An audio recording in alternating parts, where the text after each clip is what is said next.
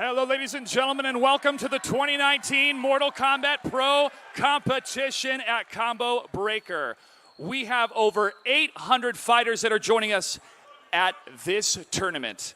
And ladies and gentlemen, we are so excited to present to you some of the best players from around the world right here at Combo Breaker in St. Charles, Illinois. Now, out of those 800 fighters, we only have 8 remain. They are fighting for the #1 prize, $5,000 for first place, and those coveted pro competition points. So to everybody watching around the world and to everybody here at Combo Breaker, are you ready?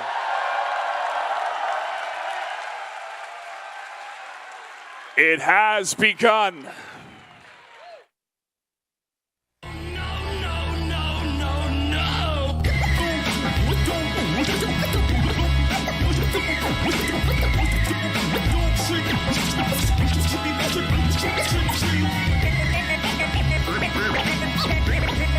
Hand over fist. Let's go.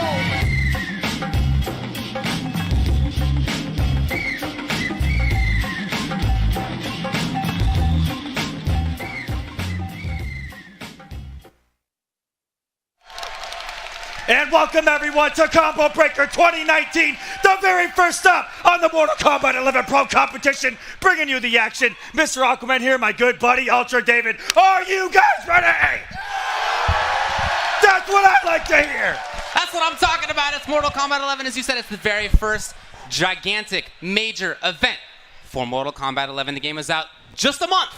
And we think that we know some things, but we know that we don't know everything yet. Absolutely not. And 8 players coming down from 800, guys. These are already the top players on the planet. This has been the longest Mortal competition in history, spanning 3 days, to going down from 32 pools, 3 out of each to top 96, to top 24, to here. 3 days, ladies and gentlemen. My hype cannot be contained right now. All right, let's give it up, Aquaman!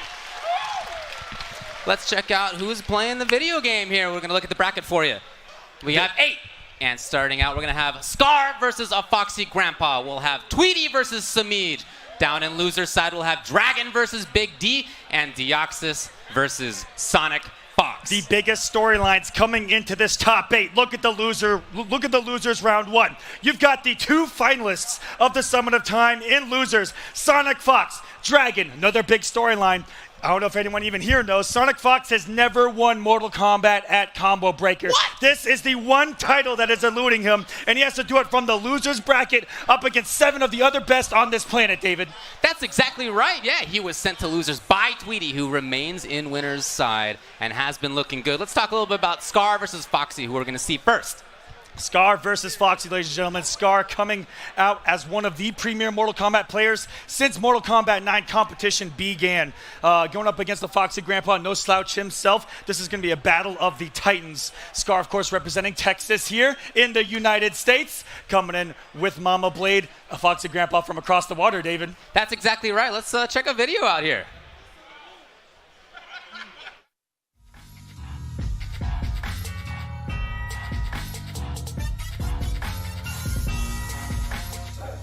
I'm a Foxy Grandpa. My name is Brad Vaughn, also known as Scar. To be in the top 8 is a wonderful feeling. This is like the 3rd largest NRS tournament. To be in top 8 at Combo Breaker, just another day at the office, really, isn't it? I mean, every Combo Breaker I've come to, I've come back with a medal. I am gonna win because I'm used to being in this position. All right, I'm up against Scar. I respect Scar. We're both pretty much polar opposites. Like, he's extra ham, I'm extra lame. I am going up against Foxy Grandpa, probably one of, if not the best UK players out right now. A lot of history between me and him. It's gonna be a great match. Why am I gonna win? I'm Foxy Grandpa. Foxy, I hope you're ready, man. We've done many battles in the past, and sorry, man, but you're gonna have to go down on this one. Come on, let's have it, you slag.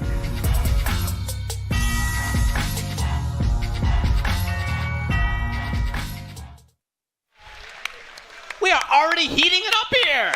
That we are. The trash talk between Scar and Foxy Grandpa right there, and they're about to throw down for us, Ultra David. That's right. Let's go to Josh for the introduction. It is time to introduce our first matchup. representing Texas, END Scar.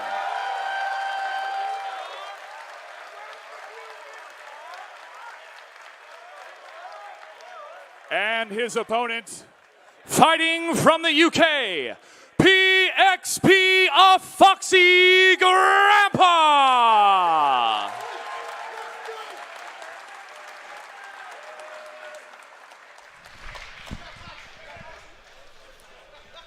It's going to be Scar. It's going to be Foxy Grandpa. Scar sitting down on the one-player side right there.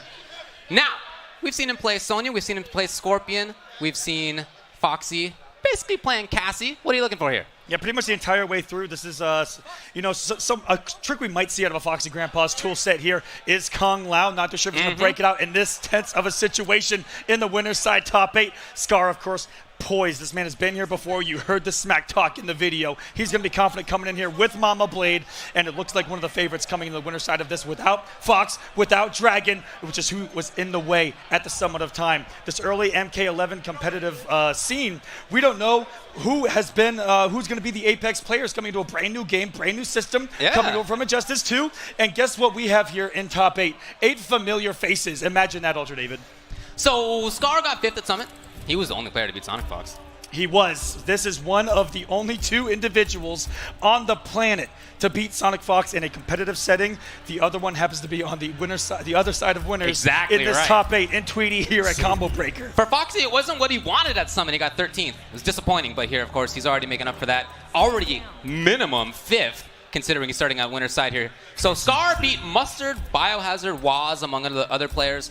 Foxy Grandpa beat Squall, ATP, Nikki, Get Wrecked, and Deoxys then in order to get into the top 8. Big win right there. Deoxys on the loser's side looking so strong in his loser's run, in his winner's run. We saw what they were capable of during that 10v10 the other night. When are we going right into the action? This does look like to be a button check. But mentioning we got a Texas boy here on stage. Sweet 10v10 happened the other night. 2 Floridians, 2 Texans in this top 8. The battle continues here. That's right. Yeah, we got one of them here. Let's go, ladies and gentlemen. The first match of the top 8, Scar versus Foxy. I want to hear some noise.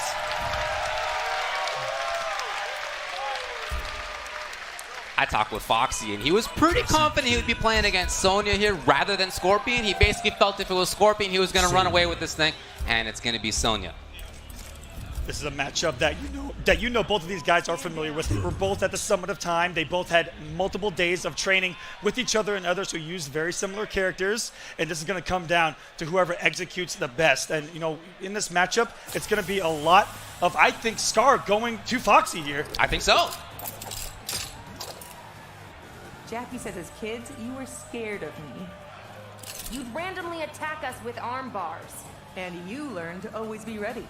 Round 1. Here we go, ladies and gentlemen. First round, Foxy Grandpa versus Scar. And this is exactly the matchup that I was talking about. Scar going to get on the offensive, I think, in this matchup because of that low shot of Cassie Cage that's going to go underneath the ring of Sonya. Does need to be careful of the crushing blow, but only gets it once per match. Yeah, he's got to because she typically would have strong rings, strong projectile game, Sonya. But in this matchup, as we already see, it's not so the case. Oh my God, jumping over, not quite a conversion. And out of there, Foxy Grandpa wants none of that. Gets the spacing and one of the best anti-airs in the game in the back 3. Instead, Scar catching the combo. No breakaway for Foxy Grandpa. Eating every bit of this damage. Goes for the restand instead. Confirm there. Not bothering to break. Going to the restand himself and swinging with that 1-1. Gonna close things out. No breakaway from Scar. He's gonna feel confident on the second round, not coming off the defensive bar, wanting to save it. Exactly, yeah, that was the decision. He might have died anyway from an uppercut. Didn't come up. Foxy looked great right there. That's exactly the game plan he wants. He wants the zoning him. Okay, maybe he wants pressure too. There, comes off of it. Taking the throw. You're going to see a lot of tech throws in this top 8. The best in the world at breaking a mix-up that is a throw are these Mortal Kombat players. And the full screen we go. Trying to call in the drone, coming in hot. Not spaced out perfectly, though, by Scar. He's got to find his way in on these little shots of Cassie. And the aerial approach. It's one of the best anti-airs right there. Amazing button. That's the Cassie game plan. Make you come to her and always have an answer, whether it's on the ground or whether it's through the air, and a Foxy Grandpa strikes first. It's already over that first game? I blinked. Foxy Grandpa looks absolutely unperturbed. Everything went well for him right there. The neutral game, the zoning, the pressure worked out very well too. The little mix-ups in there, to the extent that he needed them, they were all good. That was such a blow-up. I wonder if he's going to stick with Sonya. He's clearly pontificating. He's definitely thinking about making the possible switch to Scorpion. That is his backup, especially against characters that he finds is a struggle to get in on. You know, has these annoying projectiles, but he's going to bet it all on Mama Blade right here in game number 2. Yeah, I think this is the better call. It's just that his game plan didn't quite work out. Fox is one of the best at dealing with it. Listen, Sonya only needs to make 1 to 2 good reads on the way in to really... We saw that in the first round. Take away a health bar, but I mean... There's a chance! Here we go. Will there be a break? Okay, finally it comes. Probably intending to try to find something there, but no. What a... Oh my, he backed off just in time! Restand again, goes with the 1-1, and that's the second time, and that kind of covers, it almost OS's them try to take a throw as well, getting that 1-1 out, they crouch that, and then they have an active mid coming really quick. Totally, Foxy Grandpa right here, completely in control. Round 2, fight. Oh my goodness, this has been, I mean, coming into this, I said it was going to be a Scar going to Foxy. Yeah, that's what he wants. And even if that is the only way to that's the only way to play the matchup, he is punishing you for it. Jumping at him, back 3. Coming in grounded. Look at these advancing meds that are stopping me. Saving it. Saving the breakaway. Again! Oh, breakaway again from Scar. I mean, he's in big trouble. His life is dwindling. You needed to come up that breakaway. Now you're putting yourself on no! life. Oh my goodness. He's keeping it unbreakable right there. Foxy Grandpa still pressuring. Oh, he didn't meter burn for the safety. He did have the bar, and now he's sitting with no breakaway. And what a disrespect! Are you kidding me? What a read from Foxy Grandpa. Championship caliber decision making right now.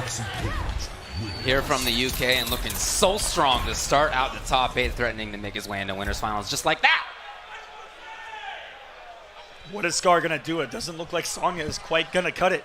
If he goes to Scorpion, takes away the zoning, and he can't get in Sonya's face much easier with the teleport cancel. He can at least close the gap. That's the idea, but like I said, I talked with Foxy Grandpa before the start. He thought that if there is a Scorpion, that this is going to be even easier than if it was the Sonya. He felt very confident at dealing with the teleport or the teleport cancel. We'll see how things unfold right now. Scar, a different caliber Scorpion than a lot of people might be used to, going back to the character select. I wonder if Scar might be thinking differently. We'll see. Scorpion. Cassie Cage. I see where we're going. Okay, we're going to the tournament stage. Here we go. Combo breaker about to be in the background as well. 2-0 Foxy Grandpa. What can Scar do right now? This has been 4 straight rounds of utter dominance, Ultra David. Blow up so far, to be honest. I didn't Scar think it would go like that, but now he switched things up. It's the new character. Okay, it's not quite there. This is what he wants, though. He wants that mobility to get around her zoning. He wants to be able to get in. He wants to enforce some of his mix-ups, but he can also play this lame game. He's not zoning. He's not dealing damage, but he's playing a lame game. And like I said, Foxy, part of why he felt so confident is that when it comes to playing lame, is there anybody better than Foxy Grandpa at that? I mean, this has been his play style going back generations of Mortal Kombat, of Injustice. He loves to play nice and slow. He loves to frustrate you. And this is going to be a change-up from Scar, as Scorpion does not care what your game plan is. No. He's going to execute the one of his own. He's got his own. Yeah, absolutely right. There is no stopping Scorpion from doing what Scorpion wants to do here. You got the teleport. The teleport cancels. You've got the full screen spear. Not going to go punished, but the low gunshot is going to be the check here from Foxy. And by the way, great strings if he needs them. Great crushing blows if he needs them. Phenomenal stagger games Scorpion have. Not really mix-up heavy, but stagger heavy that can open you up with the crushing blows. The throw always a threat. And just like that, almost unreactable teleport cancel. Here we go! And that was He was looking for a break, nothing came. Did not want to commit to spear. Foxy now needs to try to go. Oh, there's spear after all. Did have the bar, didn't come off it though. Oh, it's a punish! Yes, of course! Wow. Wake up 3 by Scar, completely invincible of the 2 wake-up options that are attacks. And Scar is on the board. This looks better. The switch to Scorpion, again, just changing up the pace of the match that Foxy already set the tone for. Oh, trying to punish too early. And we're definitely all susceptible to that right there. What's the guess going to be? Amplified or not? And not even broken away, just fell out of the combo right there. It's not a situation where you need to guess. You can OS between the two, and Foxy was telling me that he knows he can do it. He felt confident at that, like I said. I am loving that I'm seeing short hops late in this bracket just to try to bait movement, just like we see flip stance utilized in Mortal Kombat games and other things. It's all about trying to bait movement. That short hop also going to go over low shot. I think Scar's trying to play some kind of crazy game right now. Here's a chance on the whip punish. There's no breakaway available. He's dealing the damage. What's for breakfast here? Oh, swinging with the high, and Foxy Grandpa, the best in the world at purposefully neutral ducking. PND Grandpa. Trying to make something happen, a little bit of stagger, no anti-air. And it's those little bits of damage one at a time. Oh my goodness, looking for the RKO with the overhead, not having it. He'd love to confirm it It's into the fatal blow. That's what he's looking for. And with the down two, no crushing blow though. Okay. And just swing it, and Foxy Grandpa moves to match point. Final round. Fight. So Scar is looking better, but it may not be enough. Stan Lame on the other side of the screen. What an anti-air! Full screen anti-air gunshot. You know Foxy is just smiling right there. I mean, it's kind of a risk to take too. At any moment, that could happen. He could be in your face. So right there, he's looking to try to bait out Foxy going for the anti-air, and that's what the teleport does. With almost any teleport character, we're going to see Setron here in a little bit. That's right. Same exact mind game. Smart stuff out of both of these players. Foxy not taking the bait, and I think Scar maybe even caught that and walking into a whip punish from Foxy Grandpa with the reset. What's going to be the mix? Trying to disrespect his star, still gets anti-air. Again, the whiff punish comes. Foxy Grandpa's looking perfect right now. There's no more breakaway meter. If he gets caught, he's in big trouble. Escape failed. You know that's the danger words right there against Scorp. Other characters with crushing blows on their throws. Scorpion, one of the few that his crushing blow throw does do damage over time, and it could just put you in a pressure situation that is crouchable at the end, but you never know if the up kick is going to come as the mid, and that's the mix-up of Cascade's pressure and just swinging afterwards. No pickup. The up three, what's he going to use this hit stun? Nothing but blocks so far. And that's all the meter though. Here we go. There is breakaway. Yes, it comes. Oh yeah, you need to tech that. He did. That would have been, it could have been a big crushing blow depending on the direction. Oh he my was hoping goodness. to see a button. Look at the time, 12 seconds. No pickup off that. Is this going to be a confirmed no breakaway out of Foxy? Is it going to be enough? How do you chase 6 seconds. Scorpion down? Can you 5, chase Scorpion 4. down? He went in and wasn't punished. Is it enough? 1 second, and Scar with few seconds remaining, taking game number 3. We got ourselves a match. The unflappable Scar. Look at his face. It's as if nothing happened, and they're back in. Oh my goodness. Ready. Scar with the knockdown and stand away. That's the threat. Sometimes you do have to bring it out to make sure the opponent recognizes there is a threat. Exactly. Now, he's been caught here every single time. Finally, he was patient, and the grab comes. The stagger, phenomenal tech from Scar here, trying to make this approach. Look at this mobility, walking in and then walking into the range of a normal, backdashing out of it, looking for the whiff punish. That's what all these little micro movements are, and that has been nothing but a mind game between both of these players. That teleport or teleport cancel from Scar here. Here's gonna be a punish. Okay, I got some damage there with that uppercut. Now, when you see these characters do a breakaway, when they fall into the combos, they are armored, and you want to get the maximum amount of damage in the armor as possible. That's what that down 2 is for. Look at the And damage. bleeding right now is Foxy, Bleeding and out, the and same one gonna do it. That was all you needed. Your guts are pouring out. That was enough. Round 2. Fight. Lovely. Be a restand, all right. What's the mix-up right here? And he has done that 3 or 4 times. Scar finally making him pay for that. Tried to follow up, but wasn't quite there. Saying don't throw a high at me either. And what's the mind game gonna be? Anticipation for both players. Scar is all about playing that poke strike game in his pressure with Scorpion. We saw it all throughout the tournament when he does go to this character. Oh no! Oh, the whiff! And no punish. Big opportunity. A big opportunity there as well. And there! Oh, it's a little scrambly. Could have come off the bar and there was no breakaway for Foxy. And the brutal! Oh my goodness! Oh, the no, that's a instant spike! kill! Oh, goodness! The instant kill brutal. We saw it in top 16. We see it in top 8 right here. I don't care if you have life. There was nothing to survive, you could do about that. You are done. If you have less life than the throw deals in damage, you are out of there. That is no an tech available. auto brutality right there. So smart and possibly calculated there by Scar. Yeah, I mean, we've seen him go for it on purpose, right? Yeah, naturally, This at the end is of a a round. different game, David. the Scorpion, just a change-up of pace, is exactly what Scar needed. Yeah, I'll say. He was sick and tired of the grind, the hustle of trying to get to Cassie Cage with Sonya Blade. He said, you know what? I'm coming in regardless. Just get on the other side of the screen. No, it's fine. Float right through with the Scorpion teleport, and that's really been the game changer. Foxy Grandpa, like I said, he sounded like he was confident in dealing with this, but so far, and by the way, it's not just been teleport, but that's been a big part in opening Foxy up. Absolutely, and just the increased mobility, you know, always having that threat means that he can kind of walk the screen a little more than he could with Sonya. Exactly, yeah. And, you know, it's not mindless, but smart zoning from Foxy Grandpa that he could just gunshot all day long against Cassie Cage. Not the same here against Scorpion. Yeah, that strategy has to be different between the characters here. Give him a few moments, guys. They are looking at the console. 2 games apiece. This is the first match of top 8 I know, what a for start. MK11, baby.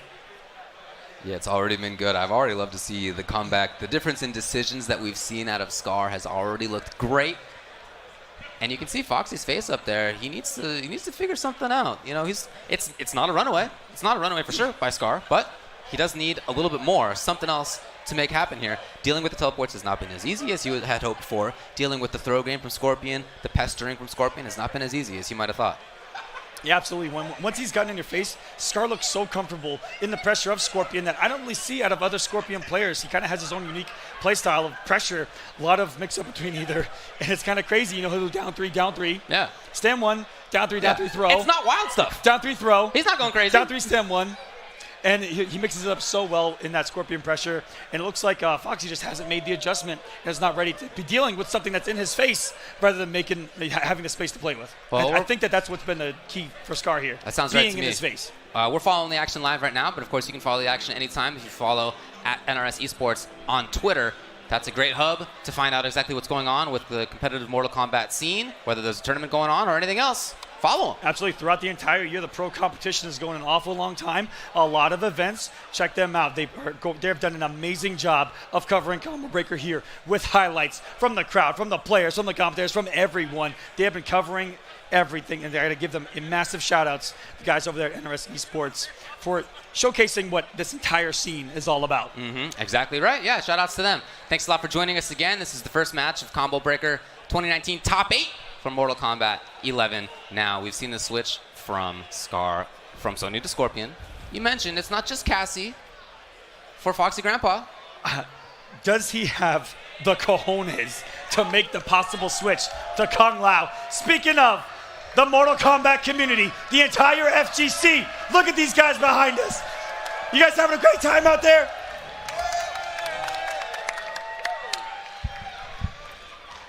That's all I like to hear. A great look at the crowd here at Combo Breaker, which has been packed the entire weekend and continues to be. By Across far. all the various halls of Combo Breaker. I've had a blast so far the entire time. Been one of my favorite weekends. This is always one of my favorite weekends of the year, but I think this time in particular has been one of the best for me. Absolutely record-breaking attendance. So many people here. Mortal Kombat on the spotlight, by the way. Getting this prime position here on Sunday night. Most entrants ever at Combo Breaker. You guys are incredible. Every single one of you that has entered, every single one of you that has watched. I want to say a personal thank you to each and every single one of you.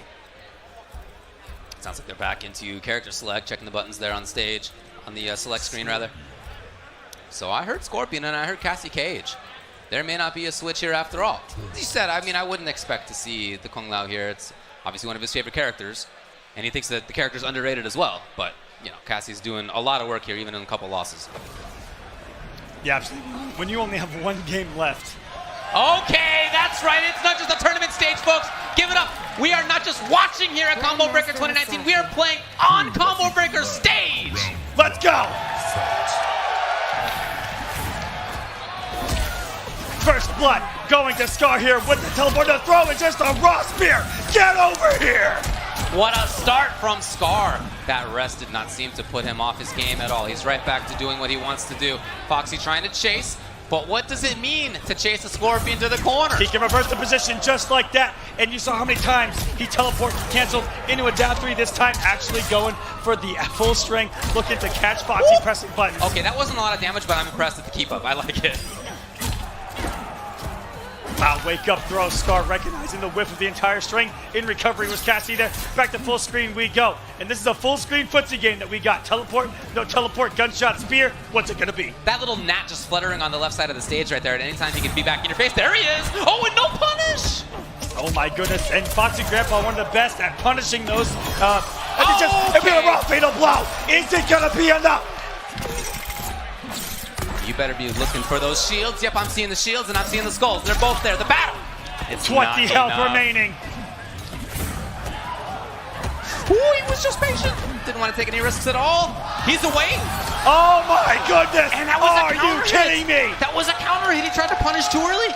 That's match point just like that for Scar, who's won 2.5 games in a row after 4 straight rounds losing. And a change of a character. This is what it's all about. Uh-oh. Full screen, get over here into the corner. Good position. Try to Oki with the throw. Beautiful wake-up jump by Foxy. That is a phenomenal read. Reverse position. And he's got the corner control. And oh, there you go. He knew where he was. It wasn't much damage, though. There wasn't a breakaway. No hit confirmed by Foxy. Off into the corner. And now Scar. Scar harassing. Oh my goodness, short hop with the pressure. UOH, the leap attack. There's the hit confirmed out of Foxy. First positions, absolutely not. Just kept people restanding with the check. And he's gonna get He's in trouble now, the drop. He's still in big time trouble here. 100 damage. Is Scar gonna be able to pull this off? Are we going the distance from Foxy? Only 100 health is gonna tell. No breakaway from Foxy. Any hit out is gonna be it. And it's gonna be Scar. 3-2.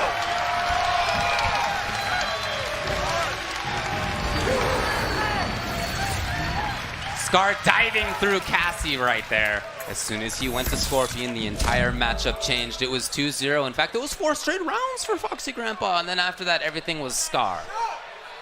Very impressive. Switch to Scorpion 3 straight. Reverse 3-0 to start off our top 8 bracket. Congratulations to Scar. He's going to move on to winners finals, where he is going to be guaranteed top 3 Ultra Even. That's right. Yeah, this is a great position to already be in for himself. Already guaranteeing himself top 3, just like you said. Nice work right there by Scar. Looked great. I'm already sweating in this top 8, and it's just the very first match. Yeah. And I expect it's going to be across the board.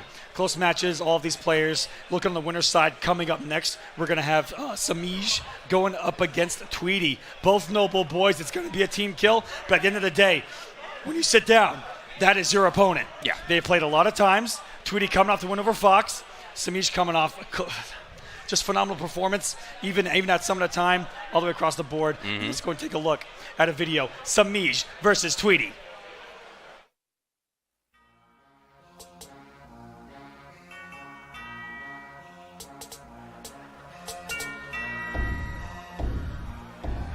My name's Tommy Tweety. I go by Tweety. It means a lot to be in top 8. I put in a lot of work, to do this, and there's only like one tournament, like one big major a month, so you come and you do your best, and I'm doing work, so that's what's up.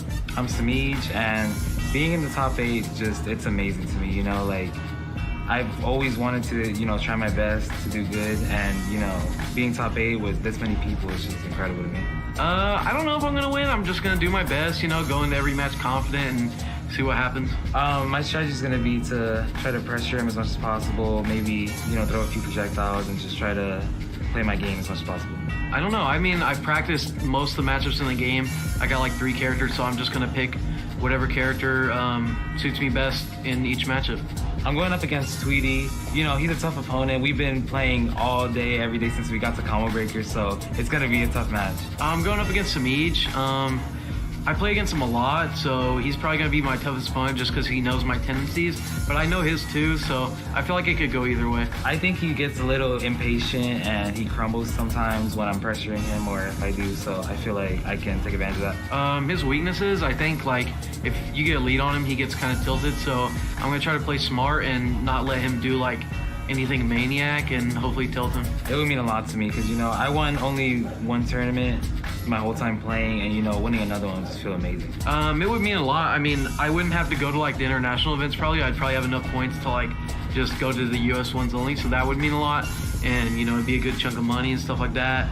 Get a lot of followers on Twitter and on my Twitch and stuff, so that'd be pretty lit.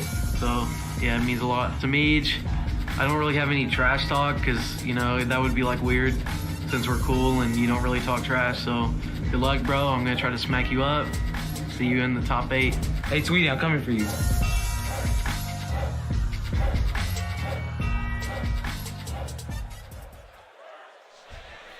I've never seen a cuter attempt at a pop-off.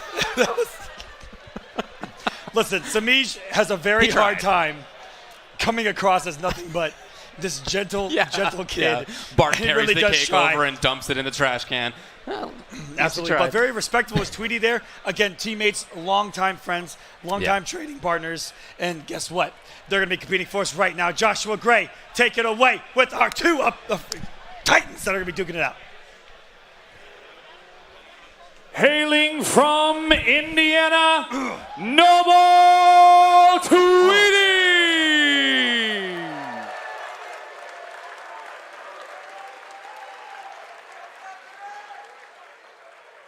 Fighting from Florida, Noble Sammy!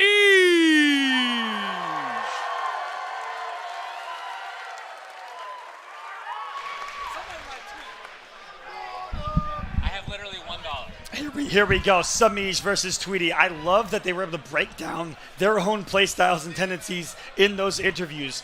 It's definitely going to come to fruition here. Sammy is one of those guys that, you know, when he doesn't have the health lead, does like to get very aggressive. He plays a character that fits his play style. And you talked about him wanting to enforce his play style, and Katana fits that perfectly. Long jump distances and stagger heavy pressure. That is the Sammy blueprint. We call him the machine for a reason. He finds something that works, and he implements it every single time, it seems. He's an actual machine. Yeah, he's already done great. Of course, he got 5th at Summit. Looked good there in doing so. His Katana is not something that we see from many other players so far. In fact, people who are well known for Katana have kind of moved on in this game, at least so far. We'll see if that ends up changing. I'm sure that's what he's going to go for here. For Tweety, we've seen a couple of different characters out of him. Baraka, Jackie, we've seen Geras as well. Of course, he won Naptown Clutch with Baraka. And it was very clean, that performance at Naptown. Going into Summit of Time, didn't get the results that he wanted. Used that. Fed his hunger coming into Combo Breaker. And here he is on the winner's side of top 8. Well, it was a huge day for him already. Huge weekend for him already. Of course, he's in top 8 winners. He got there by beating Hero Killer Stain, a tie, Katana Prime, and a huge one, Sonic Fox, 2-0. Yeah, that was a dominant performance, and getting the rematch from Summit of Time from the Injustice Evo last year. Yeah. That is a rivalry that I cannot wait to see further develop, but it's between these two right now. Sammy into this top 8 wins over, we got Rip, we got Ominous, we got Combat, and a big one over Hayate to be here in this top 8. So I'm looking for Katana, of course. I think I'm looking for Baraka as well out of Tweety here. It's a character that I like myself, my slashy boy. Very hype character. He's very good. Yeah, very hype character, very strong character. He's a strong character. He's not a particularly wild mix-up character.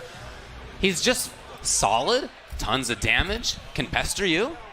Now he knows. He's good. He has seen what Sammy can do to Geras at this tournament already this weekend. Baraka might be a very smart pick from him to change things up, and Baraka's projectile and spacing game, I think, can go toe-to-toe with Katanas any day of the week. Blade Spark is very fast. Yeah. Mental recovery almost the same as Fan from Katana. It's fast, yeah. So it's going to be kind of the same pace there, and it's going to come down to, can Tweety stop the approaches of Sammy, or is Tweety going to be the one to be aggressive, which is what he's known to be. Sure. But yeah, I think you're right. The character definitely can play a strong mid-range game in the matchup. So here we go. Tweety opting for no headphones. Here we go! Second match, winner's side top 8. It's Tweety versus Sammy. To outworlders of all races. Sounds too good to be true, Katana. Round 1, fight. Let's get into it here. Looking patient as Tweety trying to come in with that extended jump in. Katana has one of the best down threes at anti-airing. One of those tools that I talked about that Sammy looks for in a character, and he's going to enforce that throughout this match. Wow, the knockdown comes in. As you can see, it's really an intended approach here. Oh, the giant button. Jump down one in the sky. It's huge. Needed to get out. That would have been so much damage. Speaking the tech turns into down 3. That's fine. Speaking of giant normals, Marauder Baraka giving him that extended jump one range. Absolutely incredible. Looking for those big reads, easy hit confirms, and the massive damage with that gutted. Reverse swing with the throw. Instead escape failed. A throw either direction is going to be a crushing blow now. You're in trouble. Looking for the flutter cancel, trying to bait Tweety into pressing a button, thinking that he was going to have some frames on the ground that were negative. Forward his way out. Not only is it a great footsie tool, it's a great mobility tool as well. Absolutely right. Yeah, it can even be plus on block. He tried to get something there. It didn't work. Sammy is going to get a punish. Oh, he's trying to stay alive in this round. No, and so he came off the 2 defensive bars for nothing. Very aggressive is Samij right there. And, you know, even Tweety talked about, he's a very aggressive player. Likes to be in your face, likes to be making you guess in his pressure. And what's something that you're going to look for right now are those jump kicks going against the down 3 of Katana. So far, about 50-50. Because Baraka players aren't necessarily used to getting anti-air. You're right, yeah. And Samij is going to be the one to do it. He has some extremely strong buttons. Wow, neutral jump! Yeah, you can really tell these guys play all the time. Some of their tendencies have been read very well by either side. Yeah, there aren't many that have the stones to do a dash up into someone's face and just neutral jump, empty jump, looking for a whiff the throw attempt, getting it down 3, no chop. Punish! Oh no! To Into the corner, here we go. And Katana not known for damage, but in the corner. Going above, I believe it is 11 hits, 8 hits, not too sure. We'll get a crushing blow, get some massive damage. This is gonna be chip out with a chop. He gets out face! Are you kidding me? Not easy to do. Of course, he can continue chop. Wow! Okay, a little down 3 comes. Fast tool. I'm almost shocked that Samij didn't simply hit confirm into a fan lift and go for the fatal blow in that situation. Maybe a miscalculation, who knows? Oh, this could be huge. You need to get out of there, Samij. He does. But already good damage taken. Whoa. That would have been a bad day. The opposite of that fan did not trade to the corner. We go the air escape. Trying to savagely jump out, probably making a read on the throw right there is Tweety. Giving up that meter, he's going to be much less dangerous if he finds a hit. Trying to get over. Oh, look at this. Beautiful. And that is among the best jump kicks in the game. But Katana did the trick as the crush comes out. Wow, wake up. There's no escape. Oh, big damage on deck. And you are going to be bleeding right now. Somebody call an ambulance. She's still bleeding. Look at the life up there. It's going away. Tried to flutter on top. No anti-air. Did not take the bait there, Tweety. Fatal blow locked and loaded for both of these guys. He tried to beat him in the sky. He got out there in time. And the champion's enough. Absolutely incredible first game between these two. If that fatal blow came any sooner, would have sniped him out of the armor, would have been 1-0 Samij. Not the case. Coming up into the pressure, into the chop. Last breath does not matter. Tweety striking and taking game number 1. Starting out, look at that knee. That frustrating knee. That forward 4. What we like to call auto neutral from the beta. What? Back in the day, easy hit confirmed. That max distance jump from Tweety.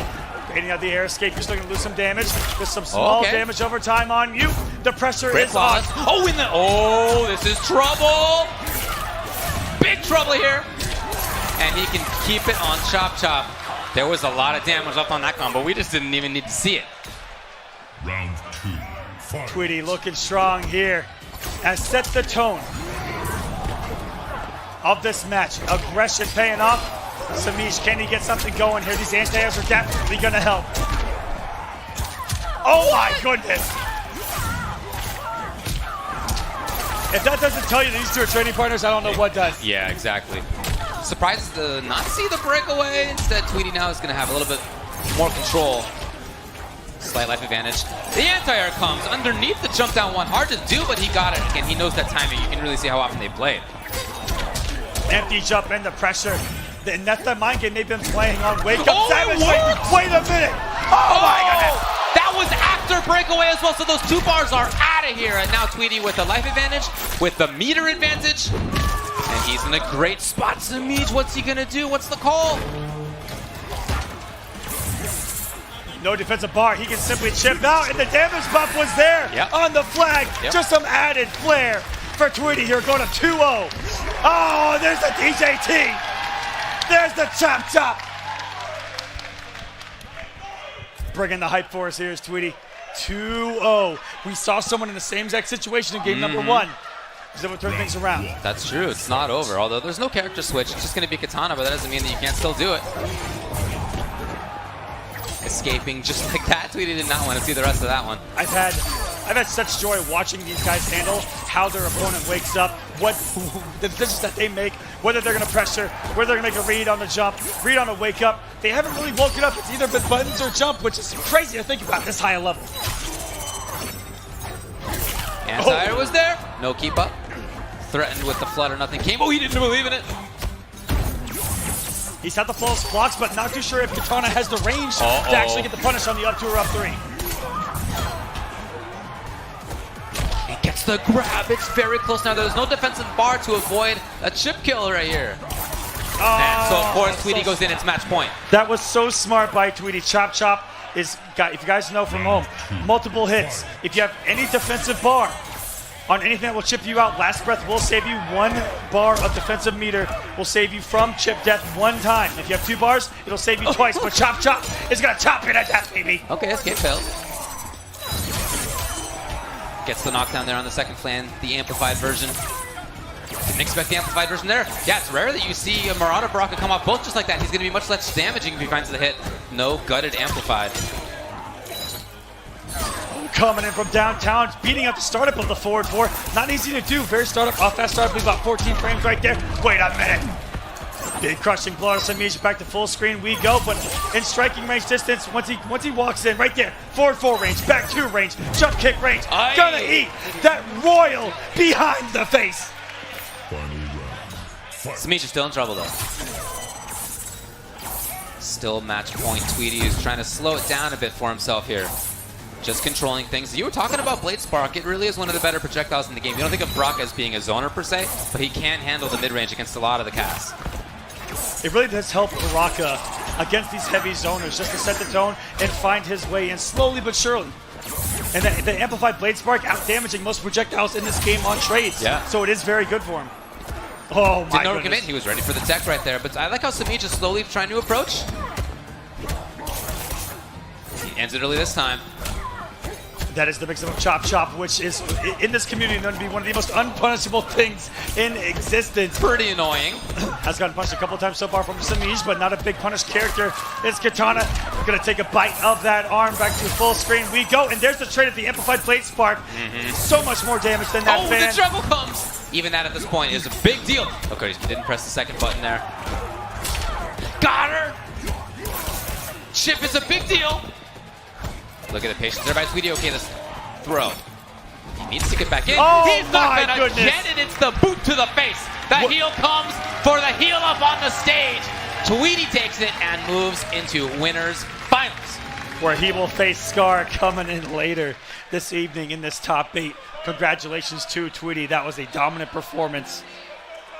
And with Baraka was what we have known him for. Yeah, I thought that was clearly a great pick. And I think you could see, too, that they have a ton of experience against each other. Just the way that they played, the decisions that they made, was clear that there's a lot of experience there. Yeah, phenomenal stuff there. We're going to move on down to the loser side of things in this top 8 bracket. That was just a phenomenal display of MK11 here, guys. I am sweating just as these players are right now. A lot of things that he did right there at the end. He got very aggressive with the jumping and had them active before Samish could even press a button. Very hard to anti-air those bad boys. The zoning came into play. We talked about the Blade Spark, being able to also fight the neutral of Katana. Those fans making Samish come to him. And it looked like Samish just couldn't get his game plan going. Tweety was in control from start to end. Definitely, yeah, throughout basically all aspects of the game as well. So again, congrats to Tweety. He gets into winners finals. We'll see that, as you said, a little bit later. We got to go to losers side first. And we'll check out sometime the bracket. There we go. As we were said, checking out those kicks for a second. So again, it'll be Scar versus Tweety. But first, we're going to have first round of losers top 8. Dragon versus Big D. Winner will play against Samij. And then Deoxys versus Echo Fox, Sonic Fox. Winner will play against a Foxy Grandpa. Dragon versus Big D.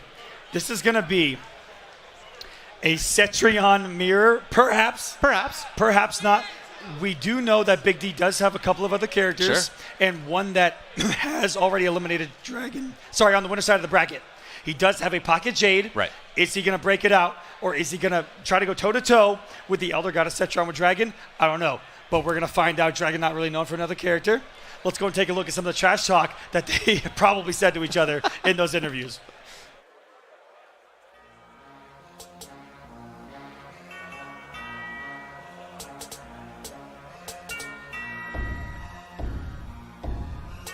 I'm Dragon, and to be in top 8 in Combo Breaker is amazing. I really wanted this top 8 badly because it's the first big major tournament of Mortal Kombat 11. Everyone wants to make it.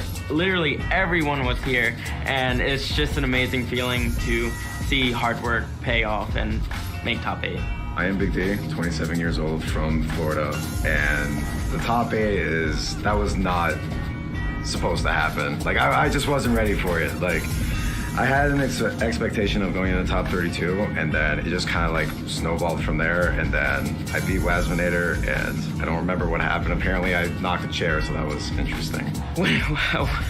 When a Combo Breaker, even just thinking about that is crazy. I've won EVO before and E-League, but one of my goals is actually to win Combo Breaker or CEO, one of them, and winning the first ever tournament for Mortal Kombat 11, like, I can't even put it to words. That would be insane. I actually don't know what I would do. So hopefully it happens and we'll see what I do. Everything. I've been doing this, like I said, for 7 years, and I've never seen the inside of a grand finals. And I know that's, a lot of people don't see that, but it's my time. It needs to happen. My overall strategy is always the same. I always try to keep the same mindset as far as keeping calm and try to gather my thoughts. I'm always trying to be self-aware. I think that's something a lot of players aren't, and they get too caught up in the moment where they'll get mad at something and it'll stay in their head or something like that. And I always try to keep a real clear mind and realize how I'm feeling, how I'm thinking, and try to overcome that. My strategy, especially going out the gate, I really just need to stay calm. I mean, I've been doing this for 7 years and my turning nerves still get the best of me. So I'm really gonna focus more on that and just play my own game. I'll be going up against Big D, and I feel pretty good versus him. We both actually play the same character, Cetron, which not a lot of people play that character. Going up against Dragon, we have quite a history. Very good friends outside the scene. In the scene, we are very much rivals. A little bit different considering he actually taught me Cetron for the most part. So being Cetron mirrors, that's gonna be interesting. Big D, you're a great player, great Cetron, but I'm definitely better, and we'll see who wins the match. Dragon, I'm literally going to cook you.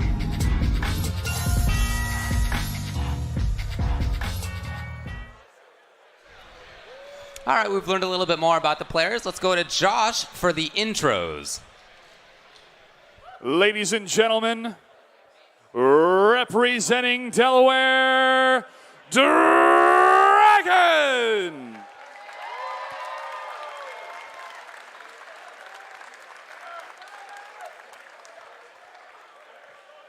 Fighting from Florida, Big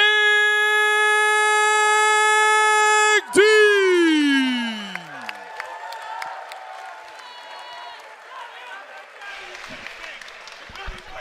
And there you have it, Big D versus Dragon. The stage is set. Going into that video, I had this feeling. Even though, I don't know why Dragon is wearing a shirt that says Savage. Yeah. That is not how you would describe this young Delawarean. I don't even know what to call it. The young man from Delaware right there showcasing it off for us. That's right. 2 months shy of his 21st birthday. Very hard, just like Sammy, for him to actually talk trash. And Big D simply saying he's going to get cooked. And I tried to make the read earlier. Okay. We may not see the mirror. Okay. Yeah, I think you may be right about that. So let's talk a little bit about what they've been doing so far. Dragon's already looked great so far in MK11. Did great at Summit, for example.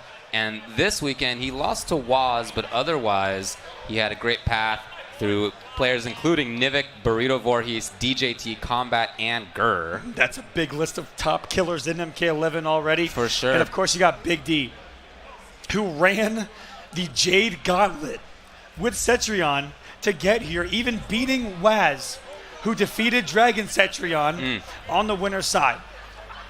Now, Big D has a pocket one of his own. Okay. Could be the mental counter pick to Dragon here. Are we going to see it? I don't know. He may just say, screw it. We're Cetron mirroring. Student versus master. Yeah, that was very interesting to hear that he thinks that, or that he feels that he sort of learned from Dragon. That's cool. The only person who's beaten him so far this weekend is Sonic Fox. Not too much shame in that, I wouldn't say. But other than that, he beat DJA and Honeybee in Winterside. And then when he got sent to losers, he had to make it through Kevo Reborn, Katana Prime, and Waz. Every time David's saying Katana Prime, looking right over at the man. Such disrespect, David. What are you talking about? No. He said leave him alone. He's enjoying this topic in the crowd. Yeah. KP, I got your back, buddy. I got your back. But no, this is going to be an absolute throwdown. I don't know what we're going to see, but I know I'm going to enjoy it. Yeah, for sure, for sure. I myself play Cetron. I think the character is very, very interesting. I love her zoning game. There are some games in which I think that a zoner can be a little... What do we got? Okay, Cetron versus Jade. Well, let's see if he locks in after all. He's floating over Jade. We haven't really seen it too much in competitive play, but this could be, again, going after the mind of Dragon. This is his only loss on the weekend. Well, I think was he ready for this? The matchup makes sense. This is a projectile-based zoner. Not everything she has at full screen or at range anyway is a projectile, but a lot of it is. And so the glow that Jade can put on can get all through that stuff. Okay, they're going to check buttons here. And anyways, yeah, so her glow can get through projectiles, and that's a huge deal against Cetron. It means that Cetron can't zone as she normally would like to. Yeah, so everything except for what we call the little vine grab through the ground. That's the only thing that's going to be able to hit that glow. Wall, nope. Hell's Wrath, nope. Boulder, get it out of here. Geyser, ain't happening, bro. But yeah, like I said, I really like Cetron because sometimes I feel like a zoner is a little simple. You have a character who maybe just does a gunshot. She maybe just ducks under highs and does a gunshot, and it's just that's it. That's it. But for Cetron, no. You have to be mixing up your options. He has all these different zoning tools. You need to mix and match. It's very interesting to play. There's a lot of cool decisions making to be made from the zoner's perspective in Cetron. I really like her. So here we go. It's going to be Jade after all for Big D. Here we go. Game number 1. Big D giving him the look right there. Trying to psych him out. Oh, man. Will it work? Oh. All right, they're going back to character. All right, buddy. It looked like Dragon was a little trigger happy and may have chosen the stage. Big D, not about that life.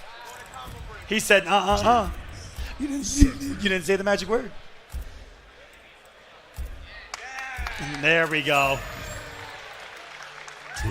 Oh, he wanted tournament stage combo breaker. Denied up there. So here we go. Yeah, now you can see it's serious time. Big D settles into his chair, shoulders back, ready for the match. Now, we talked about how Cetron is a premier zoner of this game. A lot of projectiles. Let's look at these intros first. You embody virtuous loyalty. Then surely we are allies, Cetron. Not until you abide Kronika's will. Round 1. Fight. So again, the name of the game for Cetron primarily is to zone, and that's one of the big tools, but there's the purple stuff, and that immediately means that projectiles will just phase right through her. She can walk, or if she gets hit, it goes away. Exactly, gonna take it away on hit, but Cetron actually has really good pressure, has a very stagger heavy game. That's true, pretty good damage in this variation as well, especially for a zoner. And has the teleport, so Jade's zoning can be strong herself. Cetron can immediately reverse the position anywhere on the screen, aerial or grounded. If she doesn't, oh, the call out, but nothing else. The wiggle, oh no! Wiggle stick hitting from so far away, it wasn't even confirmable into spacing a little too immaculate at a Big D here. Let's take a bird from Dragon. We're going to the corner. It's safe. Oh, ready for the tech. Not ready for the tech there was Big D. He's tossed into the corner, back broken. Not ready for the stagger himself. That combo can end as a plus range, but there is a gap. Oh, she tried to answer, and to be fair, Cetron's got one of the best, but oh, not worth. There you go, that huge range. The wing comes out. That's knowing the options that a character has at a space. At that range, Jade can do an overhead very slow, low, pretty on the slower side. Sure. Or the wiggle stick there that Dragon knows as a high, and there is that vine grab going through, that purple glow, and Dragon's looking much better in this matchup than he did on the winner side. Just pressuring here, Dragon. Big D walking out, tried to. The pillar, annoying for sure. Could amplify at any moment there. Very quick startup and very active are those walls of Cetrion. I think that might be the best aspect of them is that they're so active, very big hitbox, and just controls the space in front of her. Oh my. Okay. So one shadow kick. Big D's feeling the pressure of this health lead of Dragon, and he has played it, I have to say, perfectly as Dragon. Okay, he's out of there. He didn't like it. He didn't man. like it. He didn't like it. He didn't like that at all. He didn't like it. Might be going to the mirror. The face of a savage right there. Cetrion. Will he do it? It sounds like he is. I heard her name a second time. Will he lock in? The spring cleaning mirror. Of course, that's the variation with the teleport and with the geyser for extra damage. In this matchup, Geyser is not going to be thrown wildly full screen because Geyser will punish Geyser into a full combo. It's going to be a lot of wall up close from what I've seen in this mirror. It's not one that you see too often, as these are two of the premier Cetrions in our scene. Balancing the realms is Mother's will. Leave that work to the sons of Argus. Taven and Dagon had their chance. Round 1. A little bit of a history lesson coming from the Elder Goddesses. Before us, getting aggressive is Big D and getting punished for it already. Trying to teleport in, having the young man reactions as Dragon as we go to the corner. No, boulder tossing. Absolutely ready right there. Outranging that boulder has a lot of advantage from full screen, and he can frame trap into the geyser even. He could have punished that geyser himself, the Big D there. Maybe a little bit of hesitation. Not warmed up with Cetrion, is he yet? We'll see if he can get there. As he said in his interview, this is the master. Oh. This is the one who taught him Cetrion. Pressuring here. Some slight staggers. It's not super heavy pressure, but that's not really what Dragon needs right now. It's all about staggers and safety when it comes to Cetrion. Here we go. What's the mix-up going to be? Not falling forward as Dragon, not pressing the button. Definitely a big throw opportunity. Big D would like to find something. No! Dragon is ready again. Forward 2-3, punishable on block. Guess who knows that better than anyone? Cetrion got himself Dragon here. Round 2. Fight. Really good normals does Cetrion have that you're seeing Dragon utilize. Yeah. Stand one that leads into 1-1, very big active hitboxes, and 1-1-2, plus, or sorry, -2 on block, phenomenal pushback. Always safe. You see Dragon opt for that a lot more to the 4-2-3, reactionary 1-1, easy hit confirmed. His teleporting just has not worked for Big D. Okay, here we go. Didn't continue anything, could have more damage out of that combo. Ooh. The swipe into the corner now.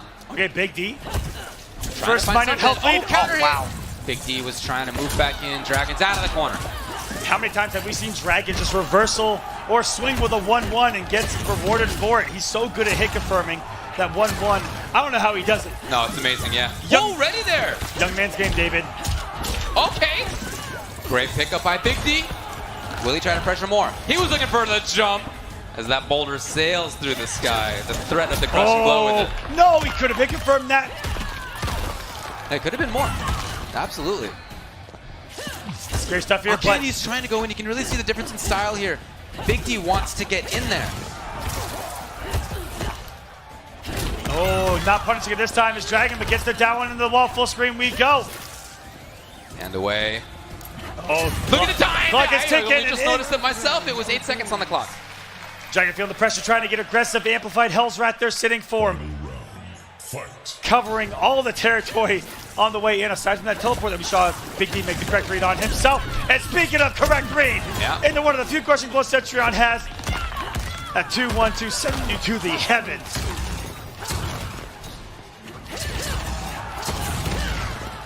Just dealing a little bit of damage at a time here.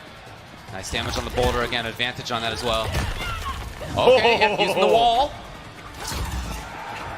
Blowing up projectiles, get a crush from that as well. Ooh, the timing on that! Big D just did not expect it. There's no breakaway for him here. And although this is not killer damage compared to some characters, it's legit in this one. That's such a mix-up right there of if you're going to get thrown in the hits out of the wall or if you're going to get pressured. It's so smart by Dragon to come up with all the offensive resources to put himself in a winning situation right there. And another swing of the 1-1-2. Dragon going up 2-0 here, but a lot closer this time around for Big D. That is true, yeah. Well, Man, we really saw the difference in styles, didn't we, between those two players? Big D coming in a lot more. Dragon was really content to stay at a range. He harassed sometimes, but it wasn't really the approach through teleport. It was just walking around and finding the right moment. It was very reactionary, I found, from Dragon. He was sitting there letting Big D teleport and flail all around he wants. Sitting there waiting for his opportunity, teleport in, whack, whack with the 1-1. Rinse, repeat. Easy hit confirm at the end of the day. Thinking deep there. Going back into it with the mirror. A lot closer from Big D, able to get the round. We've seen just a few opportunities for Big D to get damage on the board and not getting the geyser on hit. We saw a few 1-1. 2 and 3 crush comes. And here we go. Hit confirm it. He does. It's into damage. It's into the knockdown in the corner. Oh, that's the optimal. Very tricky timing on that jump kick into the stand. 3 geyser. His usage of that, man, that range right there, he knows exactly where the opponent's going to be with the far wall. Oh my goodness, setting him ablaze right now. No fear of doing the boulder close range either. Hitting the wall of the face. If Big D was any further, and that wall would have absorbed the boulder, crushing blow, Exactly, baby. yeah, one of my favorites. That wall has to absorb a projectile, and then the Amplify has to hit the opponent. Very unique crushing blow requirement, but you do see it quite often. Yeah, it happens. Threatening a little bit there was Big D. Dragon's ready to just take it, move away. It's a very keep away style, stay away style, really, for Dragon. The aerial boulder toss looking for the big Again, read. you can see that does cost defensive bar, so it's not something you can do constantly. Oh, the range no. was just quite off. You got to pilot it to the right spot, and that wasn't it. But it doesn't matter. Dragon is at match point. Walking into that active Hell's Wrath Big D now. Back to the wall. What's it going to be? Dragon on match point. And there you see Dragon again playing reactionary, even though he saw the start of the teleport, had that one sitting there waiting for him just in case. And he may even have, dare I say, whiff confirmed that. Okay. And didn't even go for the follow-up. Out of this guy, but nothing. And just safe stuff right there by Dragon. And when he's caught here, he's just very patient. Oh, eating rocks all day right now. Look at Big D really trying to move forward, dashing forward. It's not working out. Dragon's got the hit. He's got the corner comb. So Citrian's got some very unique zoning. In the hit stun of Hell's Wrath, it is a frame trap into the geyser. Yeah. And that's not something that you see very often. Everyone thinks of just the boulder. But if you can hit Hell's Wrath, you have to look for the same exact option. Not ready, but it, again, Dragon back in control. And even chip at this moment is a big deal here for Big D. Oh, is that my enough? goodness. No, it would have been cool. Okay, the throw. You know, Big D is still alive, not dead yet. Cetron, okay, that was cool. Definitely a tough comeback character. Doesn't have a lot of damage. Yeah. Look at the time as well. 15 seconds left, 14 seconds left. For Cetrion, is this doable? I don't know. Yeah, that was one of the few ways. That was one of the ways. If that crush had hit, maybe, but Dragon's just going to take all the throws in the world. This is absolutely over. Oh, the handshake already happened. handshake. He knew what was going to happen. Dragon Content was just sitting there, hitting to throw all day. That's time off the clock. Congratulations, Dragon, moving on the loser's bracket. He looked like he was really in control. I was so impressed at all of the, I mean, I don't know how you can do that, but he was able to almost confirm every option off of Big D's teleport by doing just a stand one. He saw that it was blocked, staggered into a throw immediately. He saw it whiff, didn't over whiff, and potentially be punishable because a way teleport puts you in geyser position. On hit, 1-1 hit confirming a geyser. Yeah. Every single time he did the right thing in that scenario. That's incredible. You can see he's put in a lot of time into the character, only a month in, but he already looks super, super strong with it regardless of which character he was playing against right there.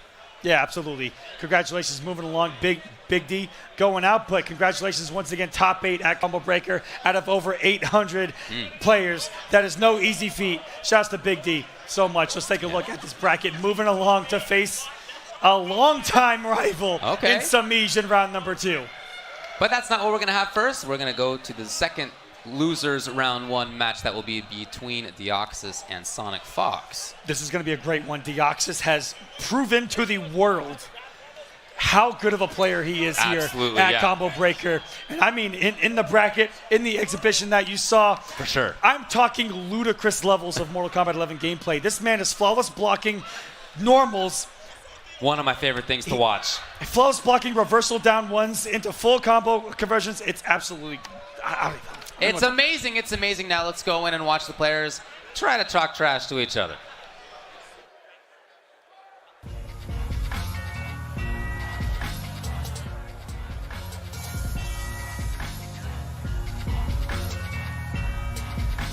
My name is Julian, but I go by Deoxys. I'm Sonic Fox, the last. I play against Sonic, and the way I feel about it, I mean, I'm pretty happy with where I am already, so I'm just gonna play random and hopefully it works. I'm going up against Deoxys, who plays Garrus. I can always get mixed, but so we'll see, you know. It would. I really came here just expecting to see where I stand, and if I win Combo Breaker, then it'll definitely be surprising, but I feel like I can do it. It would be insane. I went to Combo Breaker with me. I finally broke the NRS curse because I've never won an NRS game at Combo Breaker. So I'm kind of on a bad road right now, but hopefully we can still save it. So let's win an NRS game.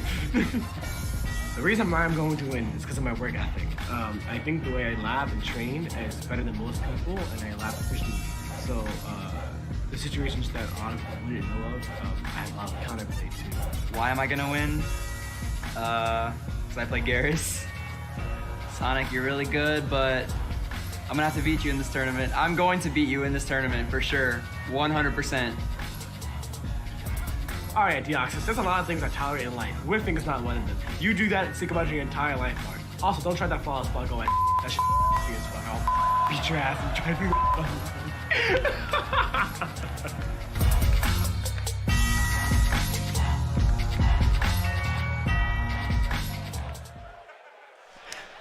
All right, there was no trying there. That was actually pretty legit out of Sonic Fox, who looks like he's coming to play. That was definitely legit, and having the same read I did. We talked about this kid's flawless blocks. That's right. Sonic Yeah. Fox said, don't even try that on me today. That's right. All right, let's go over to Josh for the intro with the players. Ladies and gentlemen from New York City. Gotcha, we're switching it up, 1 second. Ladies and gentlemen, representing Texas, Deoxys sucks.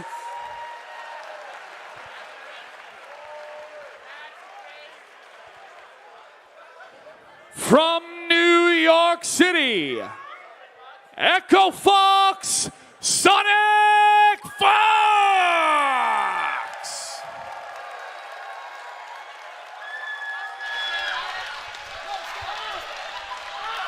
Okay, you got the boy, Sonic Fox. Boy, there could not be any bigger difference in terms of how differently they prepared in their attire for this. Deoxys walking in there with the sandals and the socks.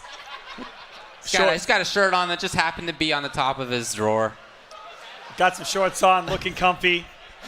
Sonic Fox, though, you know the prep work was put in. He's ready. That's got to be at least an extra 15 pounds on him. I would think.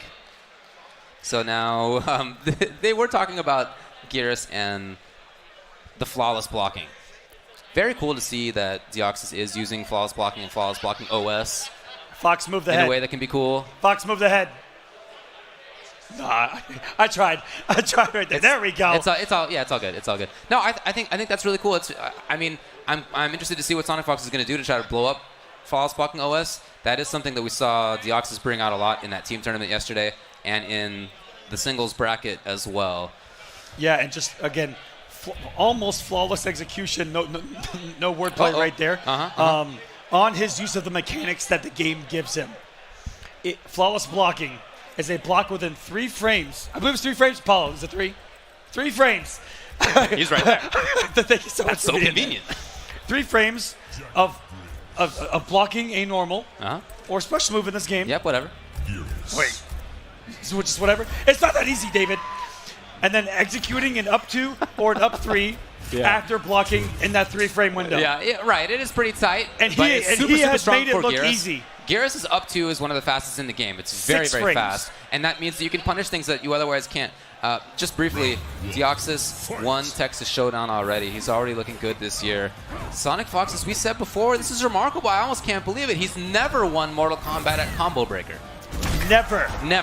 But he Mortal won first Kombat at Summit. 9, Mortal Kombat X, never. Never. Can he do it here? Can he do it today? He's got the long run in the loser's bracket. It starts here with Deoxys, who has come to play. Well, you know, he lost to Tweety. He beat the Magician, Rewind, Big D, and Dizzy. And Deoxys lost to Foxy Grandpa. But other than that, he beat Mena RD, Sunio, Slayer, Toxin, Forever King, Hayate. And you know, you think of Sonic Fox, at least I do as the kid. He's a guy, he's a guy who's been around for a while, but is a young fella. But he's up against Deoxys, who's only 18, just graduated high school last year. A kid, and look how strong he is already. We're definitely one of the best up-and-comers in our scene. For sure. Tournament stage selected. Jackie Bay Briggs out of Sonic Fox here. Gearus for Deoxys. Talk to me about this character matchup. This is a matchup that Sonic Fox and I think a lot of Jackie players like. Yeah. Just a lot of bullying from Jackie. Cetrion sends her regards. Here to fight her battles? Here to finish what she started.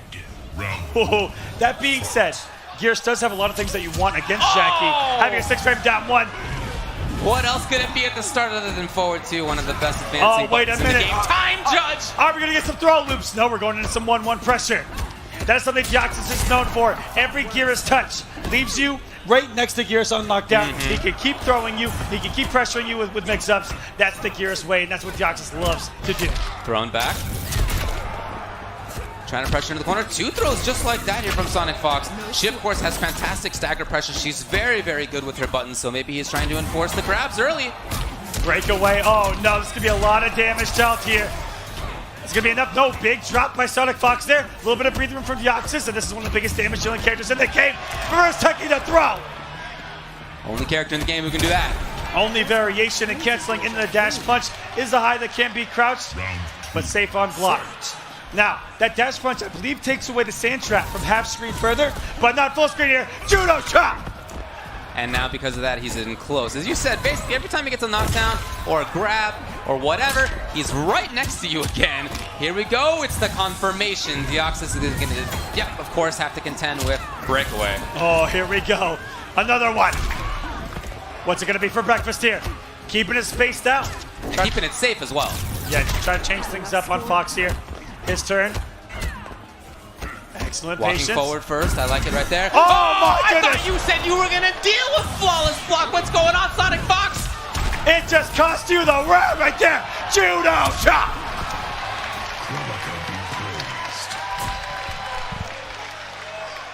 Final round. Fight. Sonic Fox is... Ooh, okay. Oh, not even a punish. Dox is just not ready for that quick of a reversal. I talked about the execution of this kid and already showcasing it right now, but this is a bad spot to be in. Yeah, nobody wants to be here. Yeah, and against this character as well. Again, she can stagger very well. She's very frustrating to deal with. She can cancel some of those strings as she's approaching, and you don't know when she's going to do it. Now, that being said, Gearus does have one of the best down ones to deal with it. It is 6 frames. If your down one's 8 frames or higher, you do kind of struggle against getting out of that Jackie pressure. Oh! It's just fast. It's not even invincible. It's just fast. Oh, Sonic Fox gonna close us out here into the corner. Game number 1. But this has already been a phenomenal battle between these two. Deoxys is showcasing exactly what he's all about. Fox with phenomenal corner position, phenomenal control there in that final round. Deoxys is always a couple of good reads. I could say just Gearus is always a couple of good reads from being in any round. Yeah, that's a character that's really gotten a lot of talk. Is he too good? Clearly he is good. But it's... For Deoxys, you know, that's been the character he's been using. He won Showdown with it. And here he's the top 8 in losers, though. There are some ways around it. As you were saying earlier, people think that this is a pretty strong matchup win for Jackie Briggs. Great pressure for her. Ooh, not like that, though. Early breakaway for Fox. Yep, on command. You never want to eat half your health off of the first touch from Gearus. And here Time judge! Here we got some throw loops. Oh, no. Oh, he missed the down back load. Okay. Slow sand shot conversion. Jackie still leaves her in beautiful range herself. Nice tick. Whoa, oh my goodness. Coming from downtown with the back 2-2. The mids. Got him. Out of the corner. Sometimes you got to do that. Oh, reverses. Trying to get away, that means, oh, okay. He really couldn't afford much chip right there because he had just rolled away. One defensive bar was gone. He could only have one last breath. Fox also had just got his breakaway array. Ooh, an ominous idea. Even if the open up Fox wasn't going to be able to get the kill. Wake up 3 out of Fox, generates the pressure off it in the hit stun. And are we going to have to throw loops off his zone? Oh, he's jumping over the up 2, and I half expected that to anti-air. Yeah, that's huge. Sonic Fox with the miss. Now he moves forward again. This is out of the corner, but he can still pressure very well. He's not too concerned about where he is, because once he's in, that's what he needs to do. Just like this. Possibly missing his flawless block there. It's almost an OS that Gears players can't throw in off of the forward 2-1-2. Being safe, all they have to do is press that right trigger at a certain time window and add that up 2 or up 3 input. Nicely and done. Wow. Oh, is he out of here? Is he out of the character? Is he going to switch? It's 2-0 right now for Sonic Fox. And again, this is loser's side. If Deoxys loses, he goes home. Pre-top 8, we were talking about Deoxys plays a lot of the cast. Very skilled individual. Taking a breather here, taking a sip of water, staying hydrated. That's definitely key here.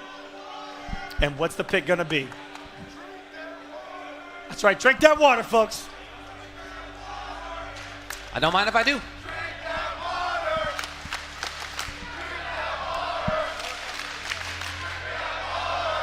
What's the choice for Deoxys? It was all Geras through Texas Showdown. It's been Geras through Combo Breaker, and it sounds like he's running it back. Yeah, I think the look on his face said everything of it's gotten me this far. I'm warmed up with it. Let's put it all on the line. Match point, Sonic Fox. Round 1, fight. That pressure's been good for him. That's really what this has been about.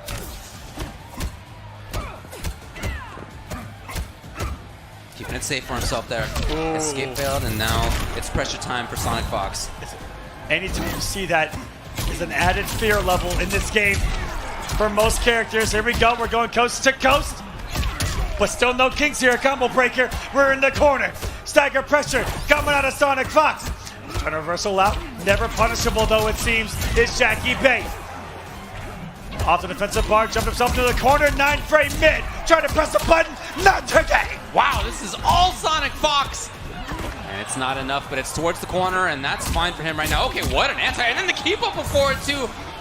Somehow, the wind on the fist hit, he was looking for the breakaway, but Sonic Fox didn't even care. And he takes the round. Match point, Sonic Fox.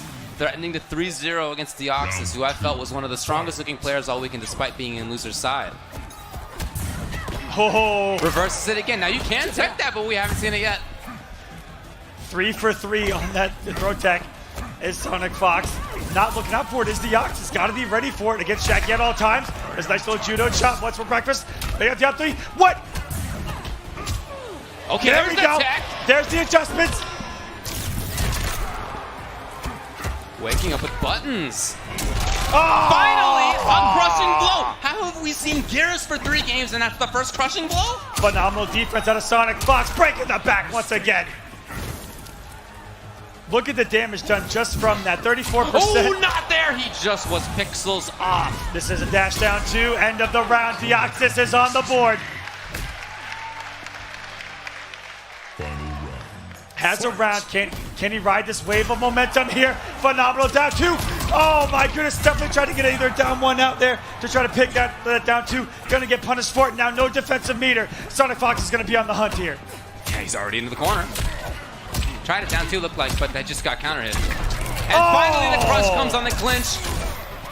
There's no escape. Look at the damage, the red bar! Oh my goodness. 52%! Are you kidding me? The wake up first time, escape failed, although not a big deal versus Geras. You're just next to him. Again, here we go. Can he keep it going? It's Geras, of course he can, but will he? Versus Sonic Fox, no! It's a 3-0 for Sonic Fox, who remains intent until the fatal comes out. Congratulations, moving on, trying to get his first Mortal Kombat title here at Combo Breaker. You know he wants it. Dare I say the greatest of all time, Ultra David, when it comes to Mortal Kombat. I think that's true, but as we said, he hasn't won it somehow at Combo Breaker. He's won it basically everywhere else. That goes to show you the level of competition here in the heart of Mortal Kombat here in Illinois. Thank you guys so much for watching. Everyone out there, hope you guys are enjoying the show. That was the first round of winners and losers setting up that bracket. It's going to be an absolute slobber knocker. Winner side, we've got Scar, we've got Tweety. On loser side, a couple of blockbusters themselves. You have Samij versus Dragon, and then we know it'll be Foxy Grandpa versus Sonic Fox. Which happened to be, memory serving me, the first EVO Grand Final for Mortal Kombat X. We're going way back for the run back. Both Foxes going at it on the loser side. That's true. That was 4 years ago, and it's still pretty legit. Thanks a lot for sticking with us here. Mortal Kombat 11 at Combo Breaker 2019. We're going to take a short break. We'll be back in just a bit.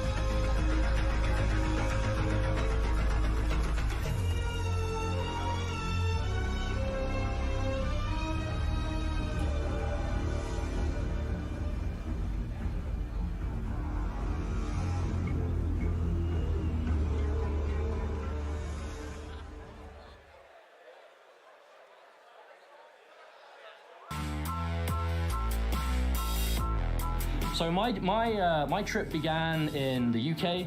I live in a city of Leicester in the UK, which is like smack bang in the middle of the country. It's like a 2.5 hour taxi to the airport to get to the one that flies to Chicago. And then it's like an 8.5 hour flight. And then it's like an hour from the airport to here. So my maths is bad, so I assume that's about 12, 13 hours, which is a long distance, but you know, I've done it for a while now. It was about a 2-hour plane ride. I live in Delaware, so I mean, it's not that bad, so. I traveled from Florida to get to Combo Breaker, right in Orlando. Not sure how many miles that is, but... Just a few hour drive. I'm actually from Indiana. It's San Jose, California, the Bay Area. I am from Rochester, New York, and it takes about 10-hour drive, like a 10-hour drive to drive here. I live in New York City, so the flight was about 3 hours or so, about 3 hours and change. So I came from Florida. It was, you know, not too crazy. It was like a 2-hour flight and a layover, another 2-hour flight. That's about it. I'm from Georgia, so the flight was about 3 hours. So that's not as far as some other people. I know there's other players that come from other countries. So I guess I'm pretty blessed that Combo Breaker is not that far from me. So I'm located in Orlando, Florida. So the flight was about like 2 hours and like 15 minutes or so. And then from the venue, like another 50 minutes. So about like 3 hours, I guess. It's not that bad. It's better than driving 18 hours. So I've been traveling for quite some time and I'm enjoying it so far. I can't imagine that will change anytime soon.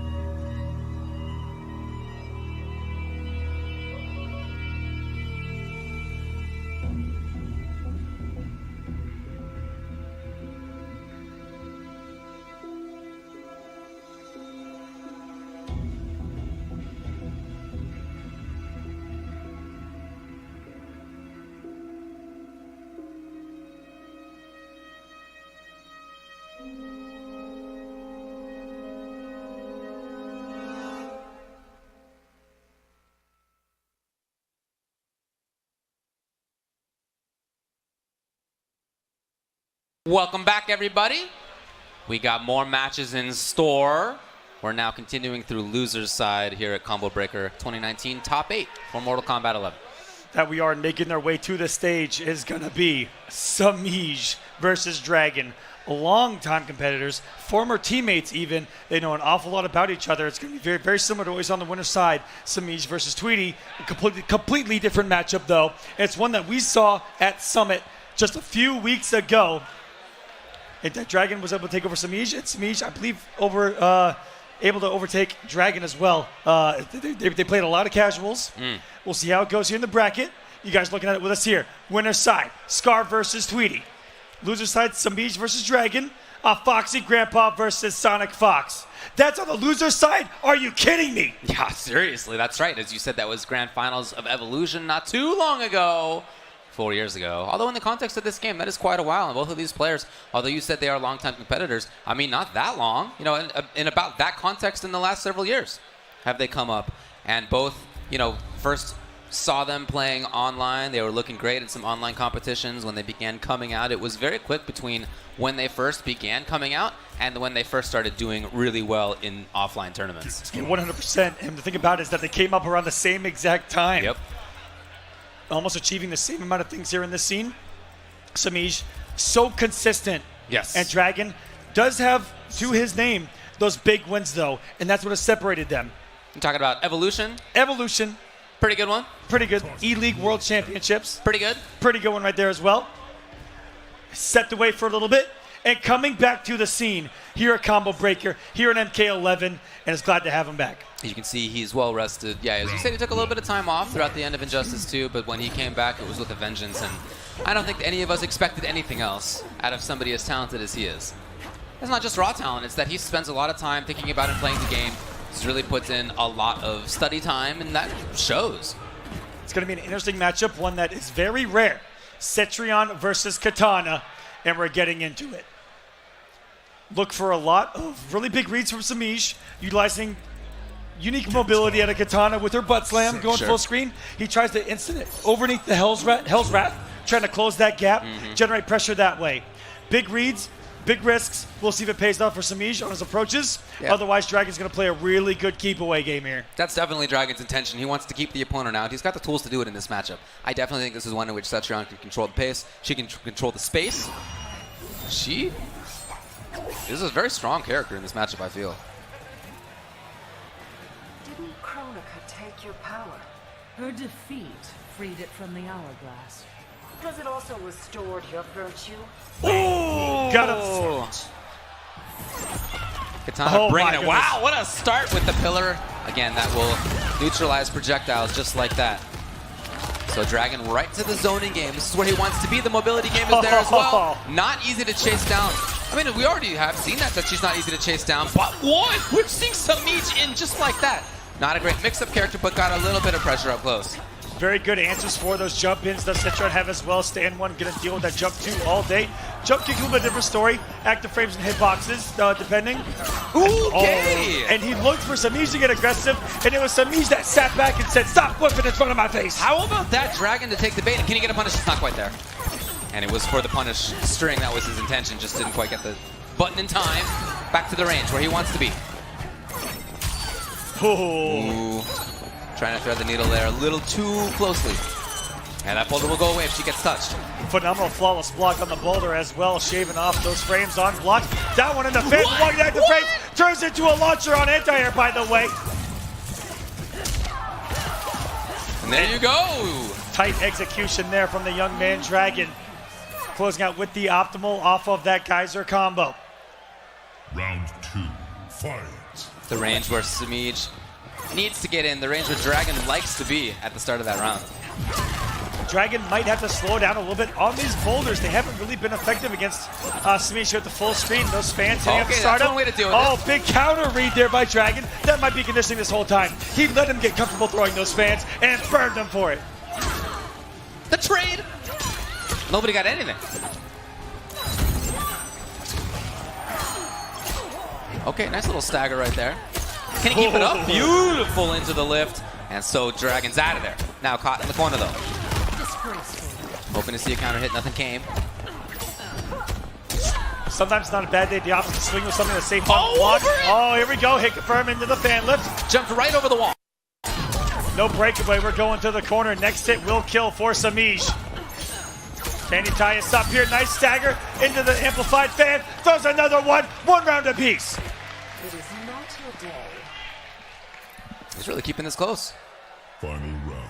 Fight. But this spacing again to start out with, this is much more what Dragon wants to be, Samij, moving forward.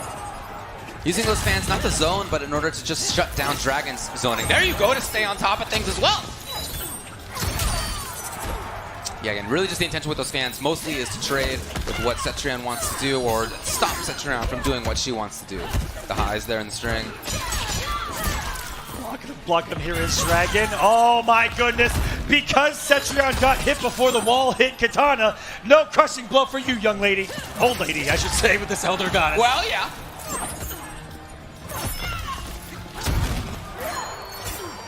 Same with Katana, though. That they are here. Just swinging the wake up 3 from Katana is such an awkward one in this game. It actually leans her back rather than a more aggressive up 3 that is invincible. Down one wall. Unsafe on block, but you always got to be prepared for the amplification. Does have the bar in the bottom right of your screen. No pickup off the deep jump kick. Looking for the whip of the 4-2. Puts out an active ball anyway. Dragon. Life is dwindling. Does have fatal blow though. He punish. Yes, you can bunt that. Rolling away, you can see Dragon knows that he needs to get in. There's only 20 seconds left. That's not a ton of time for a character like Cetrion. Out of the sky, the second one didn't hit. Delayed wake up. Oh my tried goodness! to duck it. It's a read. He was looking for the high on the end of that string right there, but it was the overhead instead. And game 1 goes to Samij. You saw Dragon was life was dwindling, throwing out a lot of geysers there at the end, looking for the easy confirmation into the fatal blow. That's really her only real easy way to get it. No breakaway after a geyser launches as well. Not able to get it. Beautiful close out there by Samij. And don't forget to follow NRS Esports on Twitter. Follow all of the action live right here at Combo Breaker. Follow all of the action around the Mortal Kombat competitive community in general. They do an amazing job on that Twitter. Shoutouts. Back into the second game here. What an escape! Although nothing out of it. I love the movement though. Just cool to see. Now it may be a chance for pressure here. Maybe Dragon might have a bit of a different take so far at the beginning of this match. Last game, of course, was very defensive. So far, it seemed like he wanted to pressure more, but here's Samij instead with the point of control. Yeah, speaking of the offense, getting a clean jumping over the wall. Corner for pressure right now out of him. Oh, no. Oh, he did have the bar. He did. If Dragon would have amplified, that might come back to haunt him. But that bar going to be utilized to amplify the geyser. A launcher breaks away for Samij now. No. What a duck! And the crushing blow punish comes. And that's great damage right there. There was no possibility of an escape. So look at the damage out of Cetrion, 42%. Samij trying to approach. Oh, jumping into the Hell's Wrath, looking for a read on the wall perhaps, or the boulder. And Dragon backdashing his way across the screen. Not ready for the jump in. Just playing so patiently. Looking for some easy opportunity. He's just been holding the block button for the last little while. Okay, there he comes forward. Shows his moment to strike with the forward 2. Dragon gets around on the board. Fatal blow still loaded for him coming into this. Fight. All bars of meter in play. There it is. There's the crushing blow of the wall. We've been looking for it all day. And there's the absorb that Katana has. This buff does not last very long though. It's something you have to absorb. Immediately go in and hope to get the hit. There's the anti-weapon looking for. Trying to keep up too much. 4-1-4 whiffed, and there was a big chance for Samij. Because again, using those fans just to pester his opponent, try to force her into a bad situation. The intention is not really zoning at a Katana, it's just trying to move in. Oh, not in time! Start above the teleport, and look at the flutter! What a decision by Samij! No defensive bar now for Dragon. There is no escape. Is he gonna end with the butt slam? That's the round for Samij. Final round. Fight. Because that was enough to get the job done. Didn't have to come up with crushing blow either. What a swing! He has been reacting to the startup of these teleports incredibly well. And there's the crushing blow. Still, wow, jump early too. just to swipe through. Out of there, but to what end? So far, Sammy seems like he's been able to chase down Dragon very consistently. So while Dragon escapes, we need to see more stage control out of him. Or maybe it's pressure, like I said at the beginning of this game. Maybe that's what he wants to do. All these jump ins are getting the Dragon. Does have the air escape, gets the max damage off it with the down 2. The throw gonna close things out. 2-0 for Sammy right now. I gotta say, David, this is gonna sound weird coming out of my mouth. Okay. I think Sammy is one of the best jumpers. Oh yeah, he is. He is. In our scene's history. He is. Look back, Catwoman, Melina. First off, characters with really good jump normals, but the way that he chooses his timings on jumping in, I don't understand how he knows when to. It seems like more than anybody else. He picked his times there flawlessly. 3 for 3 in that final round to close out game number 2. And I love as well how he continues to be able to pester Cetrion with his own projectiles. You think of this as being really Cetrion's game, the projectile game, but so far Katana's been able to use her fans in order to shut down part of Cetrion's zoning. That has come to there play. In time. Again, he was looking for the crush. Looking to get him off the defensive bar, doesn't like the image in and of itself. Not looking there for in crushing time. blow there. Oh, stayed on top. The movement right there. This is a sign, I think, that Sammy, there you go, knows exactly what's coming. He was able to float on top of her zoning. He's jumping in at the right times, pressing buttons at the right times. Dragon mixing things up off 4-2 incredibly well. Just 4-2, 4-2-3, wall, down 1 wall. All of the mixes there for him. Sami's blocking it, although it hasn't really been opened up by that pressure of Cetrion. Those fans have been detrimental in interrupting the startups of Cetrion's zoning. Really smart stuff by Sami just to throw him, especially here at the mid-range. Sure. Oh, there's a Lancy's punish for him. He's gonna get some damage out of this, but the breakaway comes for a lot. Still harassing here. The tech, but still, of course, some damage dealt. You always take a little bit of damage when you tech a throw. Big whiff right there. Going to be a confirmation. Down to end things out. Dragon. A little bit of momentum here. Up around. Gotta work on it.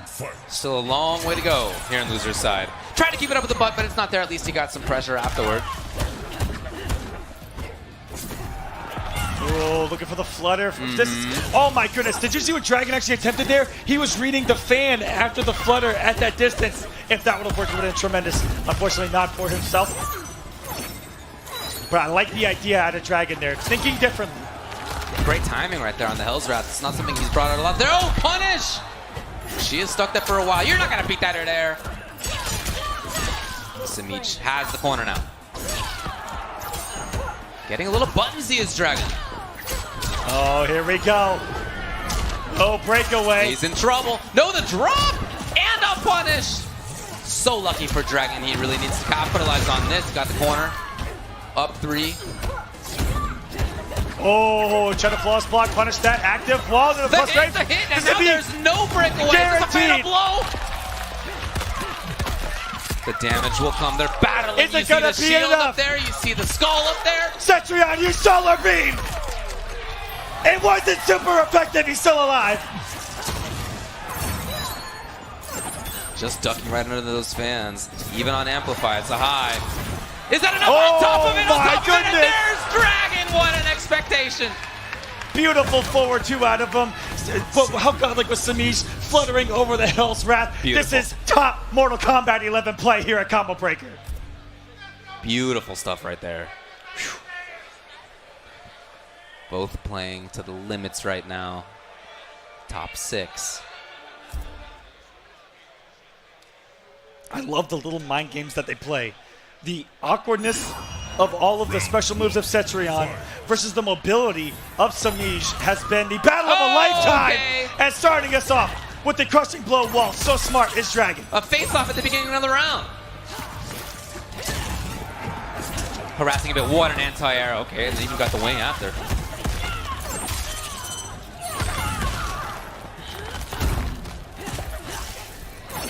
Not something she can do too much about right there. Katana just needs to try to move her way forward, as Samich often has throughout the set. That could be fun. It didn't go for it. Yeah, so I think he was thinking that the max distance would be enough. Beautiful anti-crossover, by the way. Not enough range on that. But at that range, definitely could have butt slammed it. There's a punish. Dragon's got it. There's no breakaway. Samich lives in the round. It's not over yet. Chip. Not there. Still 2 bars of defensive meter. And out of there. Oh, Punish! on the ground. It wasn't even Not a punish. actually. It looked like Sammy was going for a backdash right there. Dragon still with the swing. We saw the reactions around number 1 versus Big D with that stand 1 all over it. Now he's riding this incredible wave of momentum now, is Dragon. Out of the sky. Tried to. That would have been super cool. But at least Sumitra has some corner pressure here. Well, not for long. That's the Cetrion privilege. She was out of there. Grab.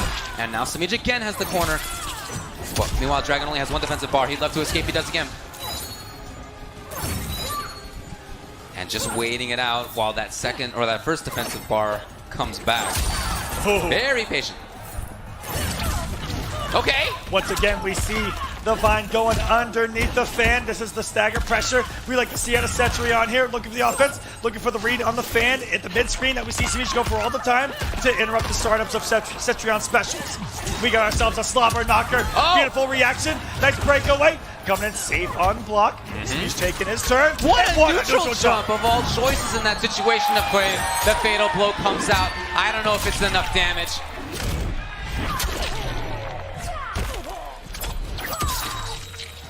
It's not enough damage. Dragon is still alive here, but he does need to make a comeback, and that's not Cetrion's strength. Oh!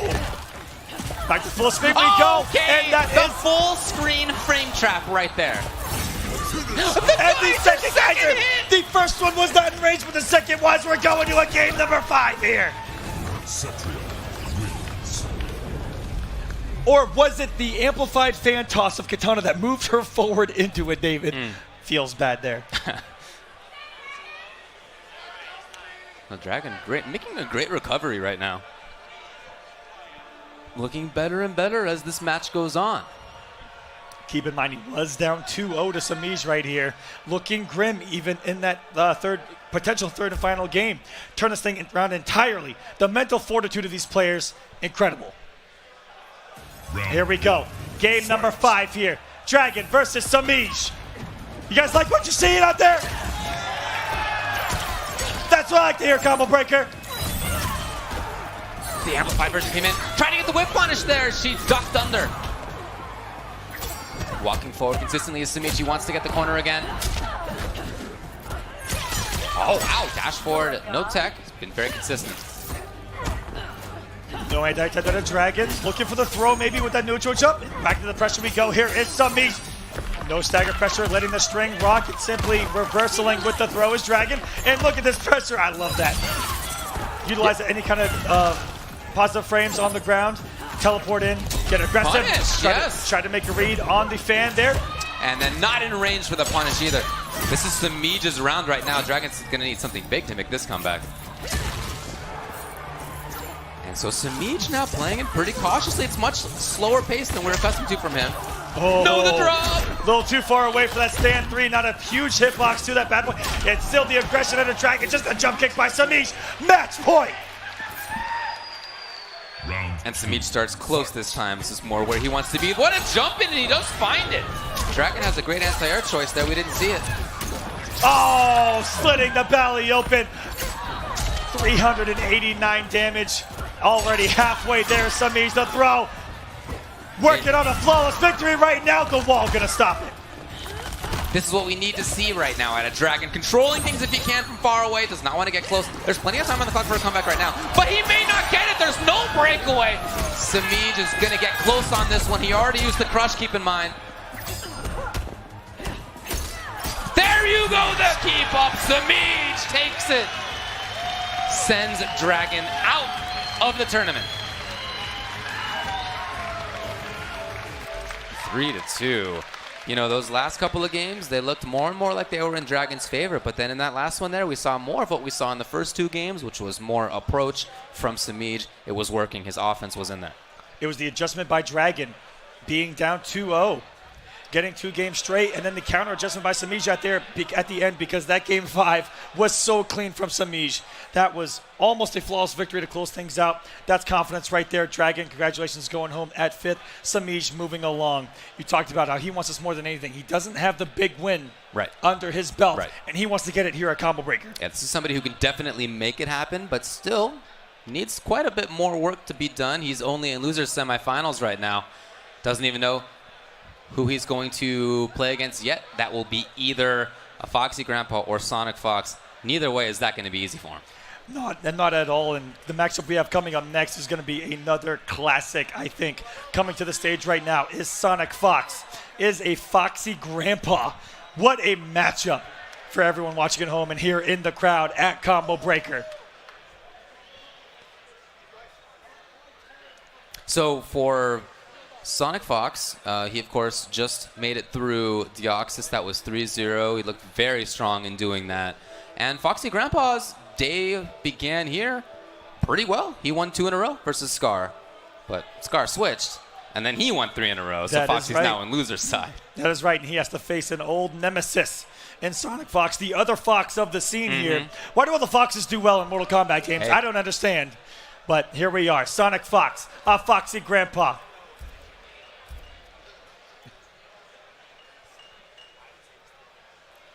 What about you guys out there? Who do you guys like? Do you guys like a Foxy Grandpa? What about Sonic Fox? That was pretty loud for Sonic out there. You guys want to see him win his very first Mortal Kombat tournament here at Combo Breaker?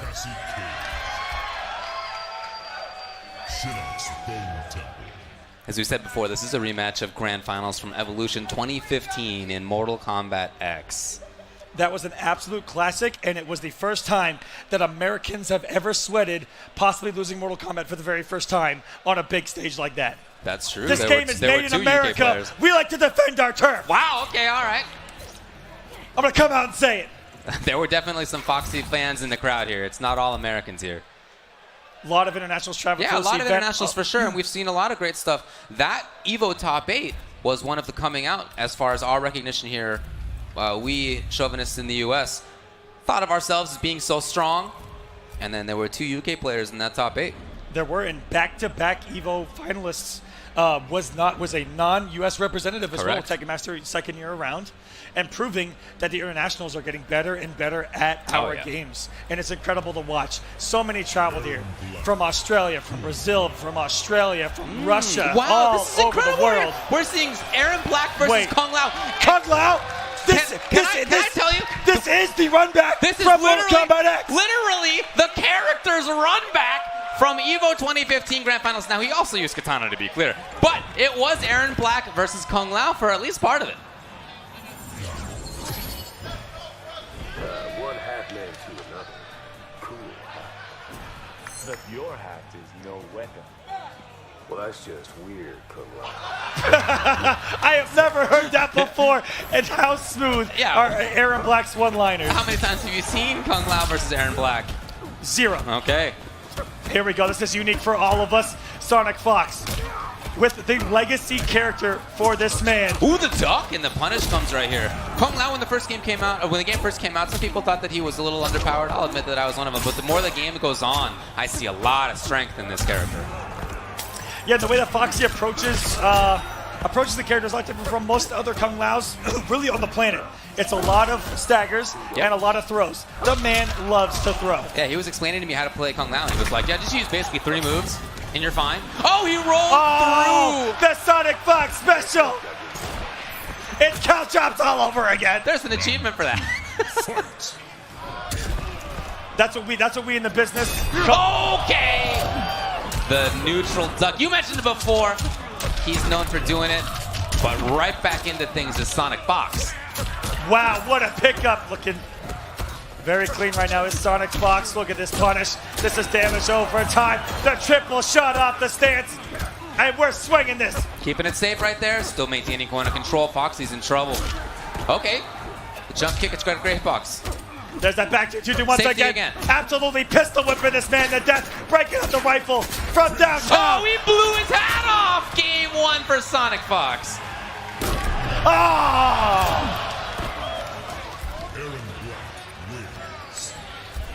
The actual character run back from EVO 2015. I can't believe it. And he sticks with Kung Lao. Oh, pretty. Okay, at least a trade for him. Punish, please. He does. Beginning part of that was unbreakable. Very tricky stuff right there with that meaty Z hat. Very good recognition that it was the breakaway from Sonic Fox. Kung Lao does do a lot of damage in this game. If you can get opened up, this is going to be another punish. Not coming off the crushing blow, though. Baiting out the air escape.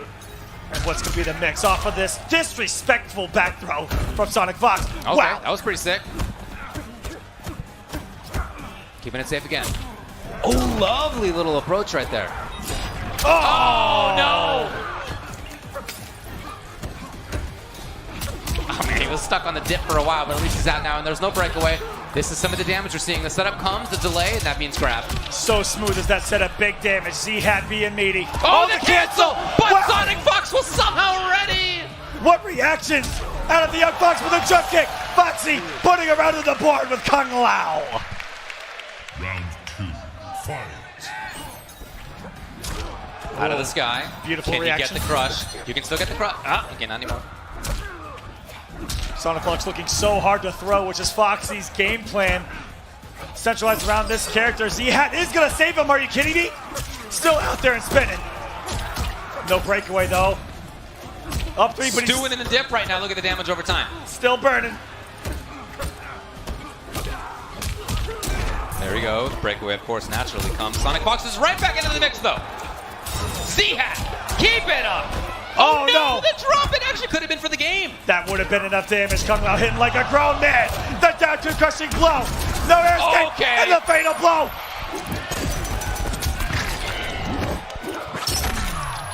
Sonic Fox ends up taking that. Can't help but feel like that was a stolen round. Foxy Grandpa gave it up. He had the chance to kill. And just didn't take it, unfortunately for him. So he's got to try to battle back here. Nobody wants to be down 2-0 against Sonic Fox. But you got, oh my goodness, you got to look at the positive here for Foxy. He doesn't have his fatal blow in a round 3 if it comes down to it. True. Yep, Z-Hat coming to the rescue. No, he tried to get the whip punish, but the amplify comes on block or whip. You can do it. Delay. Okay, counter hit. There is breakaway. Naturally, it comes. Foxy still pressuring here. Still pressuring. Tried to get up into the sky. Can he get a whip punish? Yes. No breakaway. Big damage on deck. Is there immediate Z-Hat? No, the execution. I can't believe 2 times in one game we've seen a big whip. He's got another chance. This time he seals the deal. A Foxy Grandpa ties it up. Going home to Kung Lao. This is what you want to see. The rematch of rematches from years prior. I can't believe it. 2015 MKX Grand Finals, this exact matchup, and we're seeing it relived on a stage like this. Out of the sky. Oh, nope, didn't go for the juggle. Slowing it down. Okay. Amplify teleport, of course, lets you delay it. And now a bit of an approach here for Foxy Grandpa, not too wild, no anti-air either. Sonic Fox consistently keeping things safe here in the way that he pressures. Oh, couple of big whips right there. Trying to come in from downtown to Sonic Fox with those size 10 Texans from across the screen. Overtime, overtime! That damage really mounts and didn't bother even breaking away. So now actually Foxy Grandpa does have the corner for himself, just like that. What a switch. Not for long. Oh. Too far, but not punished, surprisingly. Oh, the first time we've seen slide in quite a while. Foxy Grandpa somehow ready. Good patience there by Sonic. It's almost as if Sonic knew that he was gonna end it early because of the execution errors that we saw earlier. Either way, Sonic Fox still has his breakaway. And again, this is good damage before you even go into the sky. So Sonic Fox getting grabbed. Foxy Grandpa has the life advantage. Oh, another one. Up. Okay, the throw's probably starting to work out. All tied up. One game apiece. 1 round all. Final round. Fight. Starting far away, Foxy Grandpa would love to get something. He tried to get the whip punish. There you go. There is a breakaway available, of course. Z-Hat set up way advantaged on block, and now Foxy Grandpa has the life lead. Yes. The crushing blow comes. He gets the grab again. Another escape failed. Wait a minute. He's coming out, a character that has it on both throws. The pistol whip gonna get punished here. No breakaway. Foxy goes up 2-1 on Sonic with Kung Lao.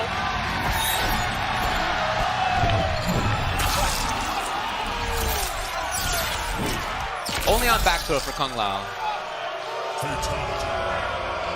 We're taking a look at Foxy Grandpa's face. Is that not enough of a fatality for people? His face right there? It's not enough? That's not enough right there? Look at the determination on his face. Look at the viciousness on his face. That's not enough? Going back to the character select screen is Sonic Fox here. Remember, he has not won Mortal Kombat at Combo Breaker. And Could that continue? Sonic Fox, as strong as he is, #1 at Summit. He's one game away from potentially making it another year before he tries again here. Making the switch to Jackie, who is considered his, I believe, his main at this point in time. Well, Gave us the classic. But it's now or never. If you're Sonic Fox here. Down 1-2. Foxy Grandpa with the Z-Hat. May not be something that Sonic Fox is necessarily ready for. And Foxy, I talked to him at Summit at the time. Talked to him coming into this. It's just a character that he loves to play. Yeah. And when it gets going, he does feel comfortable. It's just something that makes him Neutral tongue. It's a mental thing. He clearly looks comfortable. There's no doubt about that. Sonic Fox took all that damage. He had intention, but nope. It's not about tiers. It's not about matchup numbers. It's about passion for the character, passion for the game. Foxy Grandpa. No. Knocking on Gotta the respect elimination the hat door right there. now. Yeah, this is looking great for Foxy Grandpa, but Sonic Fox in the clinch. You know the back throw's coming. Yeah, one of the better options right there. And Foxy Grandpa has the range. He can harass a little bit. Great chip right there on the Z-Hat. Oh, and it was enough! Beautiful. It was enough! It's match point, Foxy Grandpa, to eliminate Sonic Fox. The best player in NetherRealm Game Studios history. What a At pick risk up. right now for elimination. Good delayed wake up by Sonic Fox not to get any of the blocks done. Off of that Z-Hat to the corner we go. Okay, yep. No, the tech! Okay! Okay, very cute idea, right, Sonic? Not the rest. And not punished either. Fox seems like he's frozen just a little bit. This is rarely something that you see. Even the wake up, which is something we don't see from him very often either. Loading the crushing blow. Oh, easy hit confirmed right there. No breakaway. Sonic Fox cycles up and around in piece here in game number 4, trying to stay alive. Fight. Z-Hat. And good chip out of that, as you can see. Oh, trying to dash punch. Get it before the startup. Not the case here from Sonic. A little too late. Super fast mid on the approach. The escape comes.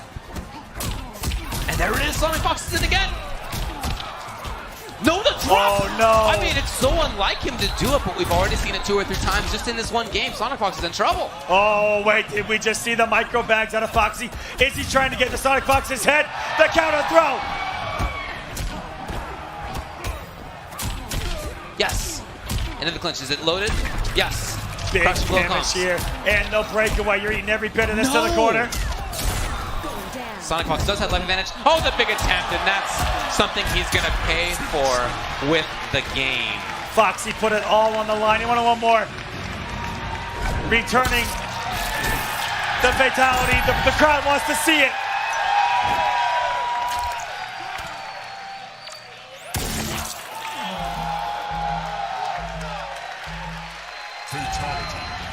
How disturbing is the heartbeat against the glass? I actually never noticed that before until right now when the sound is pumping into my ears.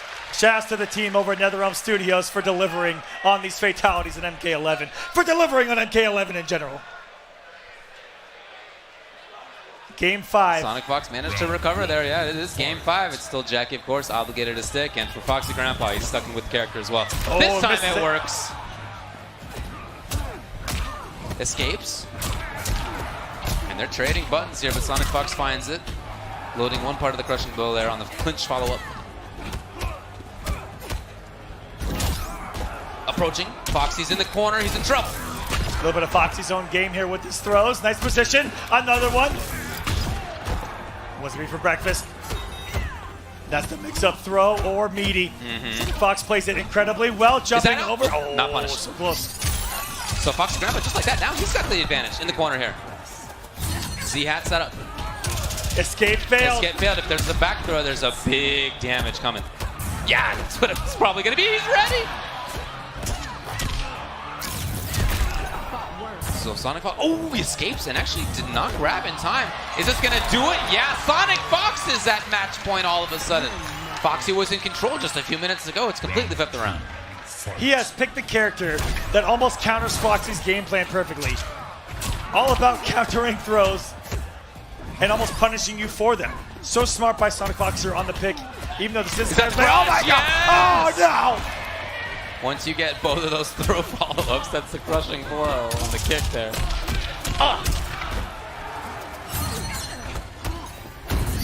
Okay! And immediately Sonic Fox did not want to see any of that.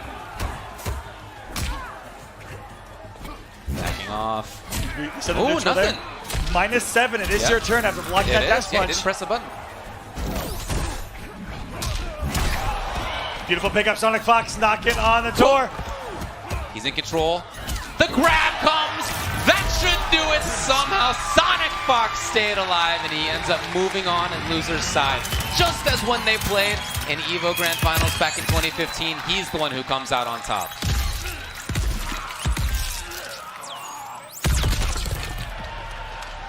Fatality. Moving along the loser side bracket, Sonic Fox inching his way closer to a Combo Breaker title. Still a long way to go here in this bracket. But shouts to a Foxy Grandpa putting up a phenomenal fight with a character like Kung Lao that we don't get to see too often here, David. That was so cool to see. Yeah, as I said, when the game first came out, I mean, it's not that old, it's a month old. But in the first initial week, I didn't yet see the strength in Kung Lao, and now I really do. I love the movement for the character. Obviously, the damage is huge. He's got nice staggers as well. He really does have a lot of tools. Really good setups as well with Z-Hat being meaty. Out there in the neutral being very active and very big, stopping the approaches that we saw Sonic Fox trying to jump in. And again, a lot of staggers into the throw. That fits Foxy right there, 100%. A lot of throws, damage over times.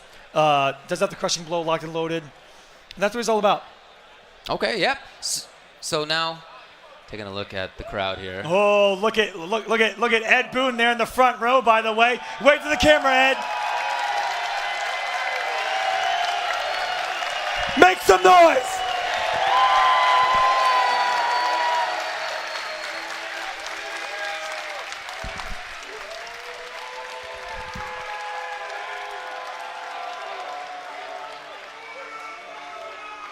We're going to continue in the loser side. As we said, Samij beat Dragon before. We now know that he's going to play against Sonic Fox, so we're going to hold off on that one. We're going to actually go over to the winner's side now. Yes, we winner's are. finals, which is going to be Scar versus Tweety. Man, oh man. Looking at this bracket, when we started this top 8, I think that all of these were toss-ups, if I'm being completely honest with you. Yeah. Look at losers round 2. Game 5 apiece to advance. It doesn't get closer than that. Samij and Sonic Fox, they've met in finals. They've met in Injustice Pro Series Season 1 finals. No stranger there. Scar and Tweety here, though. A lot to prove coming into this event. Scar looked so strong at Summit. Again, one of only 2 people to beat Sonic Fox in the competitive setting. He was arguably number 2 overall all time. These are the 2. Yeah. These are the 2. These actually are the 2. Who have beaten Sonic Fox so far in Mortal Kombat 11. My bad. I was going to Tweety in a second here. But Scar, arguably number 2 Mortal Kombat X player all time. Results speak for themselves. He has the character, and he has the power, dare I say the tier, to do it here. And on the flip side, Tweety talked about not only just beating Fox, 2-0, convincing. It was, yeah. It was not like some gimmick win. He was Sonic in there. Fox, at Summit of Time, told Tweety to pick another character. He picked another character and bodied him. Are you kidding me? In his way, though, is Scar. And I've not seen these 2 play. I actually don't even remember from a few weeks ago if we saw this particular matchup. But we know Sounds that like we have Sonya, and looks like we have Baraka as well. I was wondering what Tweety was going to do, whether he would switch over to Geras or something, because of course, is a character of his. He's got a couple that he could use alternatively to Baraka, but it looks like he's going in with Marauder here. Baraka's definitely gotten him here. We've seen the strength of Baraka. We've seen the strength of Tweety, how he likes to approach. He, try to control the pace of the match. Going to be a little bit harder here against how, the quickness of the projectiles of Sonya Blade. 12-frame startup on the ring. That drone drop comes out of nowhere like a bat out of hell. And we're getting in the winners finals of MK11 here at the pro competition beginning at Combo Breaker. Let's go. Starting off with the Blade Spark, as you said, pretty strong. Ooh, just like that. What patience from Scar and capitalizing with the grab. He's trying to get in there. Wake up 3 was way too far away. This is definitely looking like it's going to be a slow matchup from Scar. It seems like he just wants to stay away, throw those rings, as you were saying. And as we said earlier, Baraka's sparks are actually really strong, but man, from Sonya, it's hard to get much better than the rings. It really is so quick, so little recovery, and the crushing blow. If you're trying to move around it, you can get destroyed for it. Choosing his times wisely. Those Tweety, what a walk underneath. Now that was ridiculous. Gotta see the escape here. Are we not? We're not. 37%. Oh, he's in big trouble. That means there's no escape. This is actually the end of the round. Oh, this round is actually over right now. I think he's actually done right here. It's already done. All he's got to do is all he has to do is chip. Well, you can't get overextended here. You can't get overextended. 2 last breaths. 1 forward 4 is the threat. Chop, chop. Forward 4 is the threat. Ooh, lovely from Scar. And he was ready for the anti-air, but not in time. Here comes Scar. It's not enough quite yet. Very close. One hit apiece. Look at the fake out. That was so you see sick. the fake out of the ring. Are you kidding me? Spark and Tweety takes the first round. You can see how important that was to him. That's how you start a winners finals right there. That movement. Oh, dude, out of Scar. Doesn't get any closer than that. Wow! Oh, beautiful. I love it as the game develops. As always happens, people's anti-airs get a little bit more creative, a little stronger. Expected the last hit of the string there, didn't come. I mean, that just goes to show you the level of play that we are seeing right now. Known as a universal problem, Baraka's jump kick, and finding the answers on these top players with the tools that they are given. Again, no escape. Last time we saw the wake up here, he was ready for the jump. Quickly, the escape from Baraka. Ooh, look at the jab going right into this fatal blow. This is not going to be enough, but it's going to put Tweety one hit away potentially from taking game number 1 here in winners finals. Only 88 left for Scar. 2 last breaths available. Cannot get hit. There is a fatal blow there. Held it. He was looking for the crushing blow. Back 2 overhead. Oh, what a tech! And he gets hit! What was it? Tweety was just maybe trying to move away. I do think that Sonya's fatal blow has more range than you might think. Absolute savagery out of Scar, and that's what it takes to be in this position right now. What a read after a tech on the throw, reading that Tweety was going to back up. Oh, lovely. Not to keep up, though, unfortunately. There's Are you kidding me? What confidence right there to just duck as Baraka's feet come flying at your face. That thing's active. I'd be scared out of my mind, David. Lovely whip punish. That's not the case for Scar. He clearly feels like he's in control. The big damage comes in. No escape. There it is. Surely a breakaway now. No. Oh my goodness, Scar here with the belief, eating 380 damage like it's nothing. Punish, oh, that could have been so big, it was just down 1. No breakaway, now next hit is gonna win here. Oh my goodness, they are trading the wildness right here. Chip, chip, chip. Got him, is that enough? No offensive part of amplified after sweet chin music. Forward fork from downtown. Game 1 goes to Tweety. Tweety could barely press stand 1 on that fatality screen right there. You can see how strongly that got to him in game 1. That was just game 1. Just game 1, ladies and gentlemen. This is winners finals. This is what you came to see. Starting out strong, 4-4-4. Scar putting up some buttons of his own. Got a chance for more pressure. Got a chance for more pressure. Yeah, he's not giving up this time. He backed off a little bit last game. Not now. Ooh. Look at the change things up there was Tweety. Be outside of the jump kick range and outside of that down 3 range of Sonya. He was pumping it before. He was so ready. Scar knew exactly what was coming up 2 seconds before Tweety even knew it was time to jump. And that's how you respond. Fight. When you have an idea lined up, you gotta execute, and that's exactly what Scar did.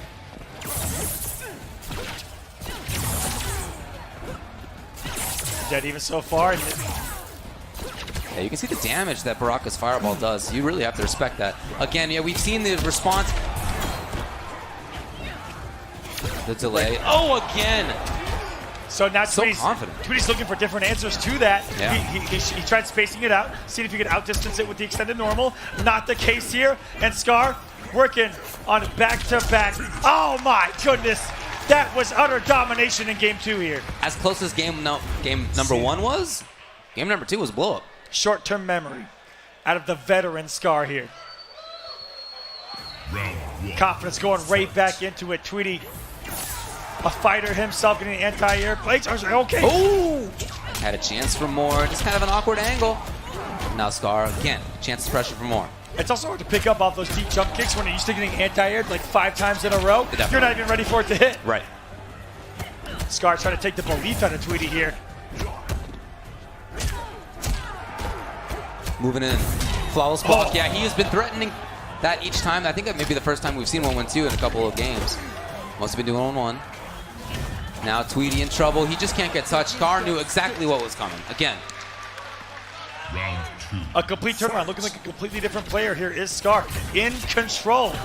Yeah, and in offense and in the neutral game, both sides. Yeah, he didn't really have that in game number 1. No. It was more the wild, wild west out here. But no.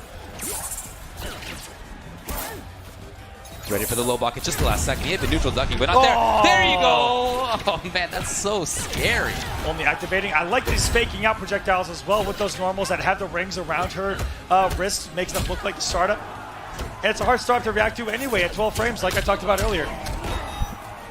Just seemingly ready for everything. Oh, can he keep it up? Yeah. Now, we haven't seen escapes. No, we're not going to see it again. Just taking Marauder Baraka damage to the dome consistently. Punish comes here. And a lot of damage without breakaway ability right there. I love that choice. It was so far. There it is. That low, so sneaky. Catching a lot of people off guard. 1-1. Oh, sorry. Scar, again, full control. What is Tweety going to do? Scar looks like he is a completely different player. Okay. Sorry about that, it's guys. Back to Baraka. 2-2-1. That is how quick Scar has made those last 2 games look. I only thought it was 1. No, you're right. It was. Man, so ready for everything. Ready again. I wish I knew which directions we were talking about here, because he's guessed right 3 times in a row. Scar has not broken away, I think, from a single gutted combo. Right? Yeah, to take Marauder Baraka damage and still getting games. Unfortunately, I think it may cost him an entire health bar here. Oh my goodness. That was a tendency of Scar. Oh! Jeez. Tweety picking up with the tendency of Scar not breaking away and immediately waking up with that up 2. Yeah.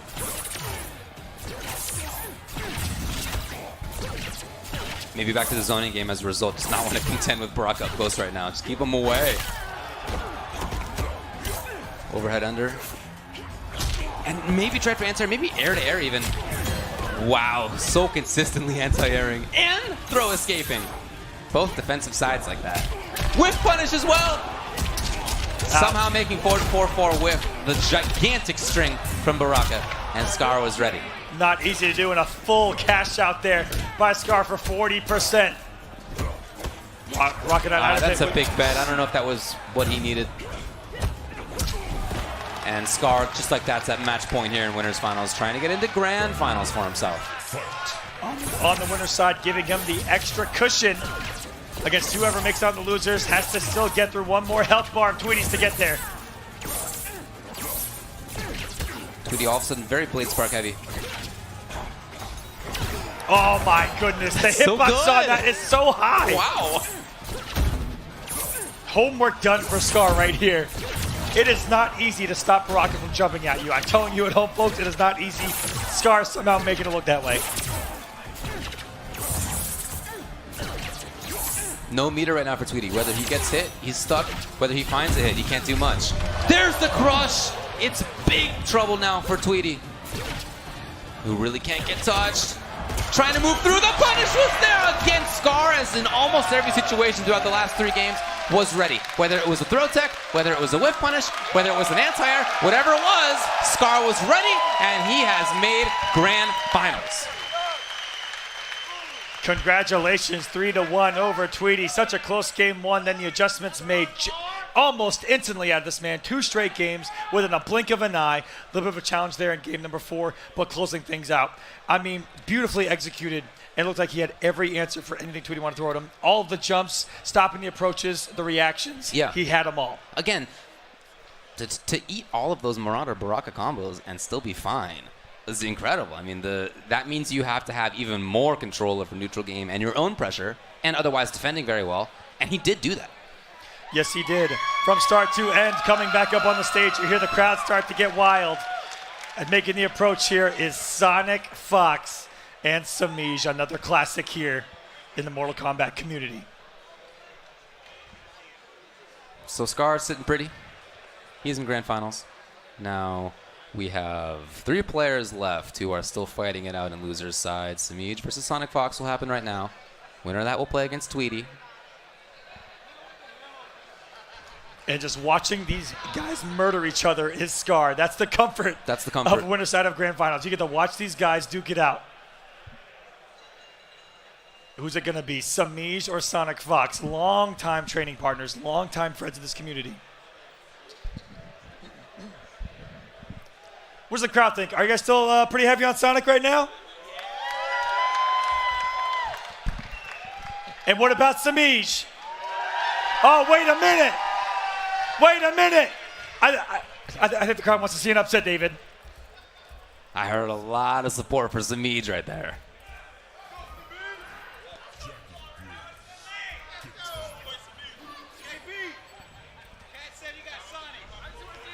And what's cool too, the last 4 players that we have left, all from different regions. That they are. You have Delaware, now New York for Sonic Fox. You have Florida for Sammy. You have Midwest, Indiana for Tweety. And then in grand finals, your boy, Texas. The Texas. Your adopted Texas home. That's right. Scar sitting in grand finals, waiting. Sonic Fox looking, getting us pre-game mind games in with Sammy right now. Not falling for him. Look at that. That face, not moving whatsoever. Sonic Fox is trying, though. He's trying. Oh, he cracked. Here we go. They're checking buttons right now. You know it's Katana. And right now on checking buttons screen is Jackie. And that's what's been the best for him so far. I mean, like I said, I'd spoke with him before the top 8 began. He figured it was a Jackie top 8. They'd basically run through with Jackie. Yeah, looking at all different matchups he was going to have to run into. The surprise early pick against Foxy, but I think that he really... Wait a minute. Wait a minute. Oh, never mind. He's going back. He's going back home. There's a second Texan in this top 4. It's Aaron Black.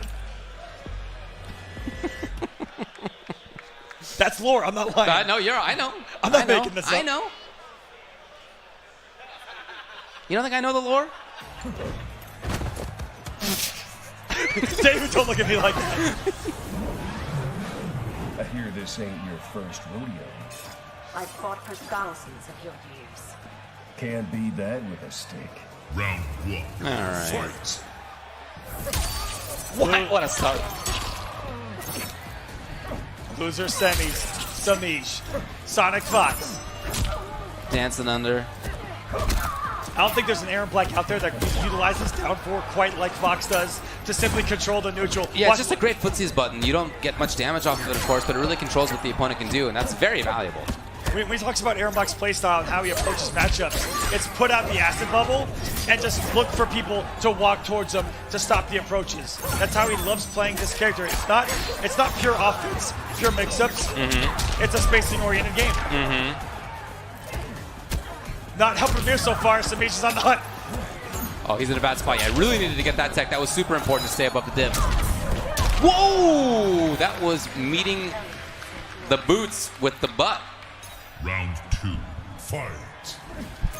Not a bad way to go out right there, if I do say so myself. Acid puddle is down. And they're throwing those down 4s. No real downside. There's a chance. No, and a little late. Safe, though, of course. And ready, of course, wanted to keep corner, you got to think.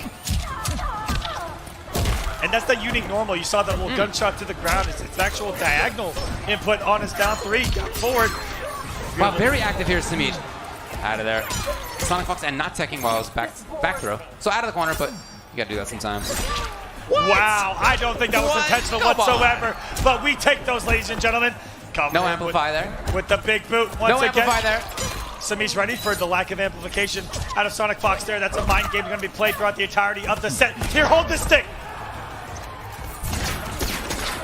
A little bit of damage. Wow, he even falls block. What? Oh my. Not actually. Are you serious? That was absolutely ludicrous. Can we end this right now? What in the world? Oh my god, from Samij. What He a wild end. Fluttered, butt slammed himself into the corner, blocked forward 3-2, flawless blocked it, punish, victory. That was ridiculous. That was ridiculous.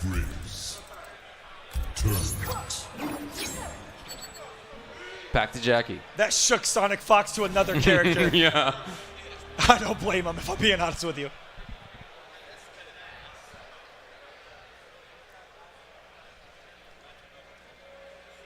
Okay, well, let's see if this does better for him. That is what happened, of course, last time he played. Fight. Tried anti-air jab. Jackie was one of the best in the game, but the active frame to the jump kick there to help out Samij. Both swinging here in the nooch. Great job on the guessies right there with the throw tech. And in he comes. Is there a tech? There is! Man, we are high-level guessies right now. Pressuring. Damage. I know Samij loves to save that crushing blow for late in matches. Almost never in the first round, always to close things out. Yeah, when it's most valuable. Wow. In the clinch. Right back. Oh, neither one really wanted to take a bet. That was one of the best reversal buttons in this game. That's a 9-frame mid. Yeah. That is such a big hitbox to it. Extremely fast, very easy to follow up on, a lot of damage out of what you do. And that's the round. Round 2. Fight. On the board here. What's the adjustment from Samij here? What Sonic Fox has found his way in, and it's been a different game than what we saw with Aaron Black. Wow. Wow, swinging the down 2 right there. It's just the right decisions right now out of Sonic Fox. A little bit of a stagger. Early jump kick, that's been working. Yeah, 2 for 2 now. Catching Sonic Fox trying to anti-air. Might change things up now that he sees that it's working. Interruption. Okay. Reverses situations, slight approach, not too much out of it. And every single time Samij is varying what he does. He is never being predictable. Sonic Fox, his own staggers, his own harassment. But you know if she finds the right combo, she's going to pump out the damage. Oh wow! My goodness. That was pressure for about 20 seconds into a raw fatal blow. That was disgusting. He knew exactly when Samij was going to try to do something else. Samij like had been patient. Not there. Oh, too far. My. You don't see that very often. This is it. The round there for Samij. So they both had to use it. But Sonic Fox, man, not often to see him whiff on that dash punch or anything. It is not your day. There we go, the head nod. Samij feeling it right there. Both don't have a fatal blow in this final round. It's going to come down to the wire. First blood going to Samij with the throw. 140 off the board already. A second one. You don't realize just how much damage throws do until you see a couple of them add up. I'll say, yeah. Almost half your health gone. There it is. A third one for you. Almost got the whiff punish. Wasn't sure if Fox was about to press a button. There's a fourth. Is he about to throw this man to death? Sonic Fox in his own grab. And he's in there. It looked like a perfect reaction of Sonic Fox, knowing that the wake up 3 moves Katana back. Had the advancing normal. Oh, wait for it. Wait for the breakaway. Didn't even break away. Wow, there was no breakaway. There's the breakaway. Safe pressure. Ooh! Can he give it up? What a neutral jump out of Samij! What a neutral jump out of Samij! Again, we have a situation in which Sonic Fox long time considered the best player of Mortal Kombat and Injustice games in history, is at risk of elimination. And down 2-0. Wait a minute. Fox is thinking. What are you doing? Fox is What going are you doing? deep up that sleeve. Whatever character it is, he either loses with or he has to win 3 straight. He's really doing this?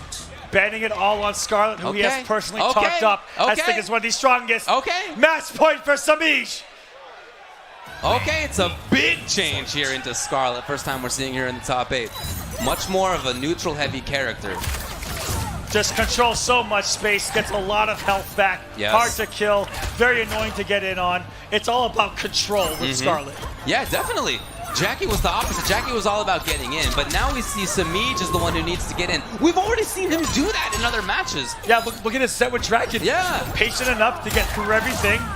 Gun the offensive, the health back here from Sonic. Up 3, waking up for Samij. Wait a minute.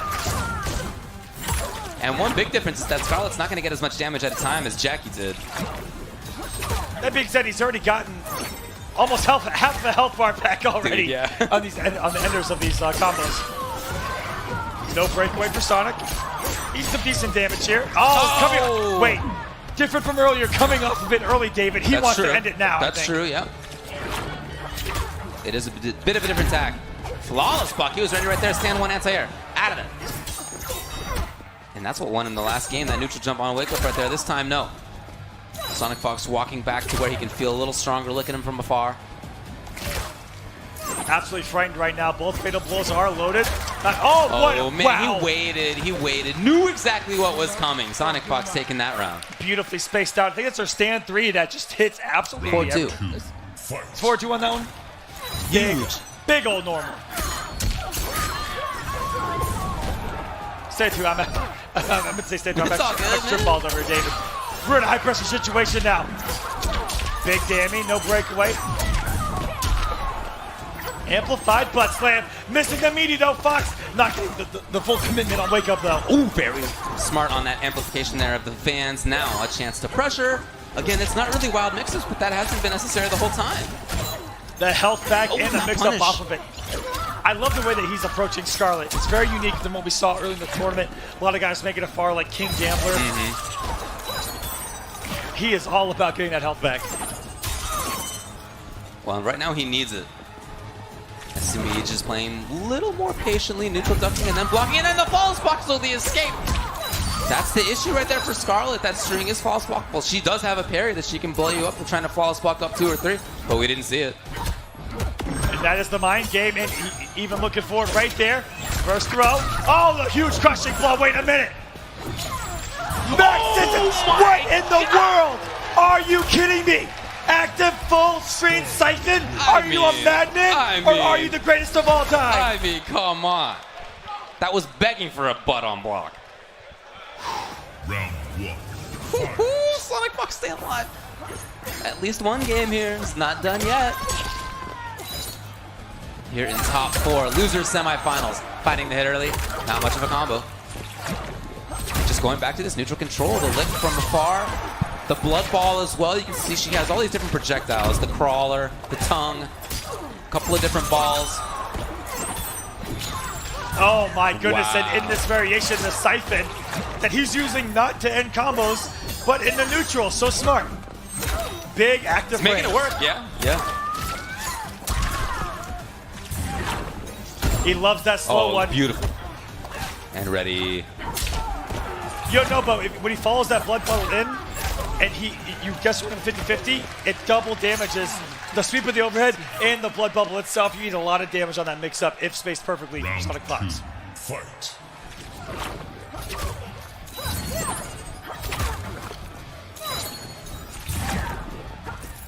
Moving on in.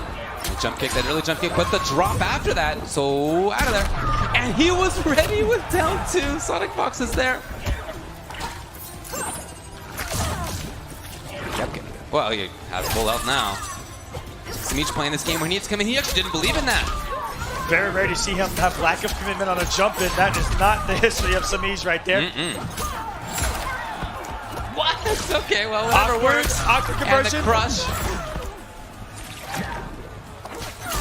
And what a whip punish. I can't believe that actually did whip punish. Amazing timing right there by Sammy, who gets a lot of damage with the crush ender on this combo here.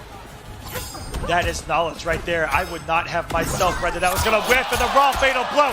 Sonic Fox is getting savage on us. Wow, this dude's doing Siphon in neutral. He's a couple of times done fatal blows to end rounds so far in this match. And his pick actually looks good. 2-2. Sonic Fox switching over to Scarlet for the first time that I've seen this tournament. He's believing right now. 2 straight games. 1 more. Putting up. Whoa. Easy there, Fox. Putting up the guns for us. 1 game away from making top 3. You know Fox this wants so bad. Oh, yeah. It's really the only thing on the Pro Tour that has eluded him. That's right, yeah. And you know you want to start off getting this extra points, the extra bonus money here as well. Of course, Combo Breaker, 15K pot bonus. On top of the 800 entrants. A lot of money on the line. A lot of money on the line, ladies and gentlemen.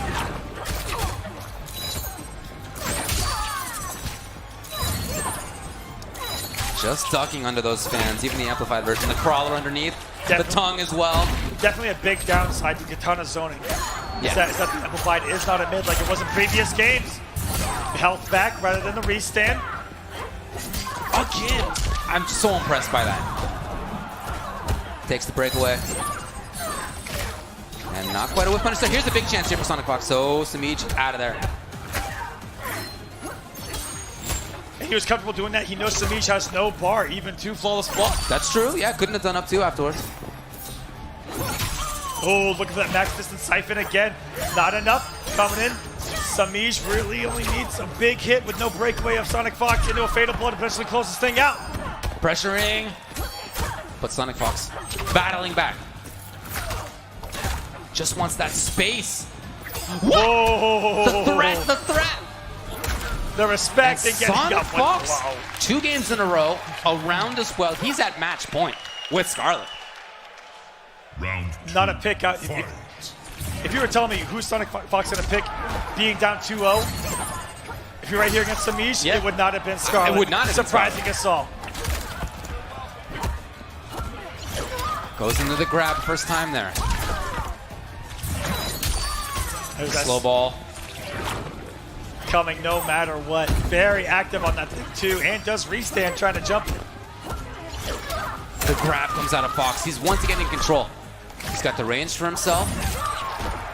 Amplified version does hit. Here's the damage escape, of course. And right back to controlling things. Sonic Fox trying to jump away. Down 3. Finally getting one. He actually failed to get the entire down space earlier in this set. Here we go, tying up the health bar, Samij. Okay, a little delay, and it worked, and there's still no breakaway here. But Sonic Fox, once he has had that fatal blow, he's become such a terror. When will he bring it out? Look at Samij just trying to block. Oh, out of there! What? Are you kidding me? The siphon! What? Into the throw! Sonic Fox is gonna take it! Reverse 3-0 over Samij! Are you kidding me? With Scarlet! With Scarlet, with savage reads, savage decision making. He is proving to us why he is the greatest, David, time and time again. My surprise is not Scarlet necessarily for the fact that she's a bad character or anything. It's that I haven't seen this dude play Scarlet like that. I feel like I've watched this stream and seen it a couple of times, but in a major moment like this, I mean, look, this is the first major open tournament. Basically, we've had Summit before this, so there hasn't been that many chances to see what the whole cast of characters is for everybody. But yeah, I didn't expect Scarlet. 100% there. Sonic Fox proving so much to us that we might not know anything. As Fox looking to go take a break right there. We're going to be right back with some more Mortal Kombat 11 action with top 3. Tweety versus Sonic Fox. Don't go anywhere.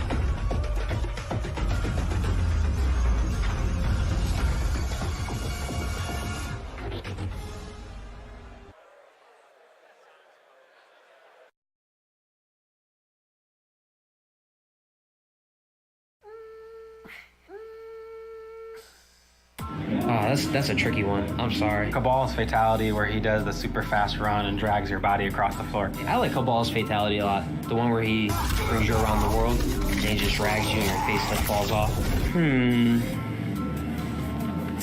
Sorry, the good questions. Again, I'm going to Cetrion. Like, I just love Cetrion so much. The one where she uses all the elements. So first she like burns your face, and then she basically burns your legs as well, and then you look like a chicken, like you're walking back, and then you're crawling back, trying to get away, and then she sends like Freddy Krueger arms again to you. It's pretty sick.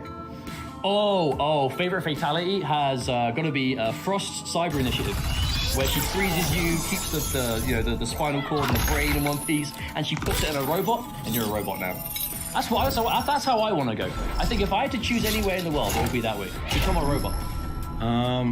Probably Shao Kahn, where he like blows your head out of your back. I don't know, probably just one of Gearus, since that's who I play. No, Baraka's first one, where he takes out their brain and eats it. Yeah, I like that one. That one's cool. I don't know if I have a favorite fatality, but I do. For a hot take, I love Kano's Let's Dance fatality. Can I have your hand and dance? And can we get this going real quick? It's pretty nice. My favorite fatality has to be both of Johnny Cage's. They're just so ridiculous. Favorite fatality is probably Johnny Cage's, because it turns into like a movie set, and then he tries upcutting their head off.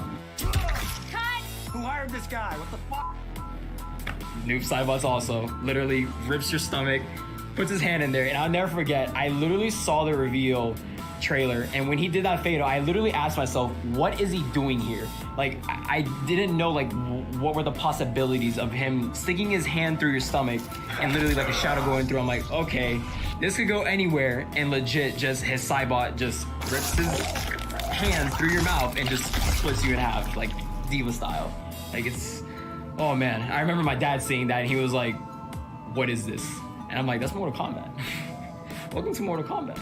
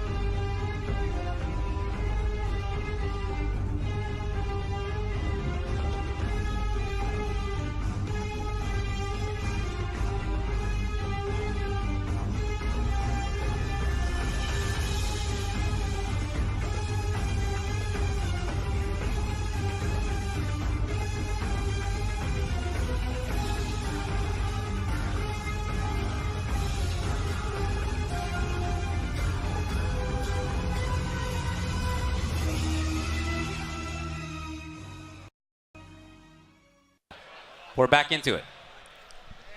And let's talk a little bit about what's at stake here. Absolutely, go for it. It's not just that there's, as I said earlier, $15,000 of a bonus on the line, as well as the fact that there were 800 entrants, and I don't know what that pot amounts to, but a lot. You do 800 times 10, and you I can't do that add math. that on top of 15,000, and you got yourself a hefty pot here. You didn't want to do the math either. In terms of points, first place, 350. This is for the pro competition, of course. You want to accumulate points so that you can get into the finals. That's how that works. 350 for first place. Second gets 260. Third gets 230. Fourth gets 200, and so on down the line. So we're already into the top 3. And yet there's still a lot in terms of differential between, for example, first place, 350, second, 260. That's a big drop-off. And at the end of the season, you never know if that's going to be the deciding factor of if you're going to get into the finale or not. You never know with these competitions how it's going to play out. There's a lot of ways to get points online. Sorry about that, guys. Online? Online and offline at the major stops. EU, NA, Online East, Online West, online in EU as well, South America. Yep, there's a lot of stuff going on, but here at Combo Breaker, this is the biggest thing right off the bat, of course, the beginning of the pro competition. So now, ready to go back into the matches. We have a run back from yesterday. This is going to be, as we look at the bracket here, losers finals. Tweety versus Sonic Fox. Sonic Fox has made quite a road through losers side, just in top 8. Deoxys, Foxy Grandpa, Sammy, even before that, was looking very strong as he made his way through in losers. Dizzy as well.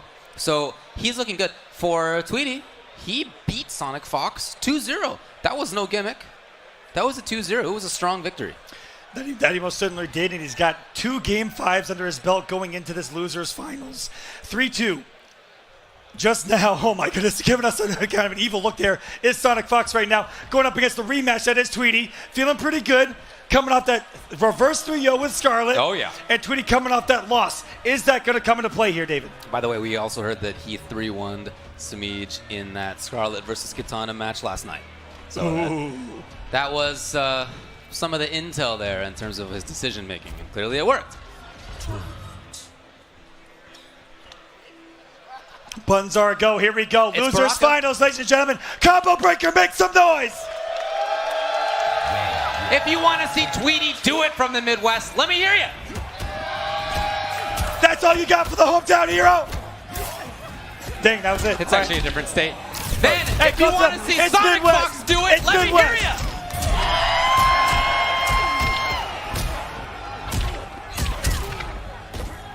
Already into the corner here is Jackie.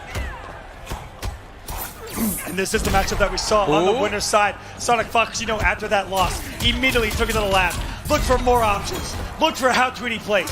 Saw the tape. Knew that he would have to go through Tweety in order to win this event. It's very difficult to be confident against a Sonic Fox who you just beat before because, like you said, you know he's done the lab work. You know he's tested it out. So what are the counter adjustments going to be by Tweety? What is he going to do differently that Sonic Fox is not going to see coming? Yeah, well, so far it's a mauling. So far the response is, okay, let's get in. Press a lot of buttons. Can't blame him on that. Okay, a little interruption there with the down 3 from Baraka. They're trading him. Loving the attempts at the staggers by Tweety, just not opening up Sonic Fox at all so far. To start off our losers finals, to the corner we go. Back 2-2 stagger, no dash punch, no mind game behind net. Here we go. Stagger with the 1-1, and he is just looking so strong right now. Again, confidence coming off those 2 Game 5s into this set. Super ready right now. Is this the crush? No, but still very close. Ooh, he was patient for just a second, but not for very long. Sonic Fox, like I said, when you've beaten him before and it's time to do it yet again in the same tournament, that is a tough draw. All That's you've a done big is ask. give him information to use against you, David. That is all that you have done at the end of the day. To see him again, and you just saw the anti-air down 1 of the forward 4. Oh my goodness, into a full combo. In there.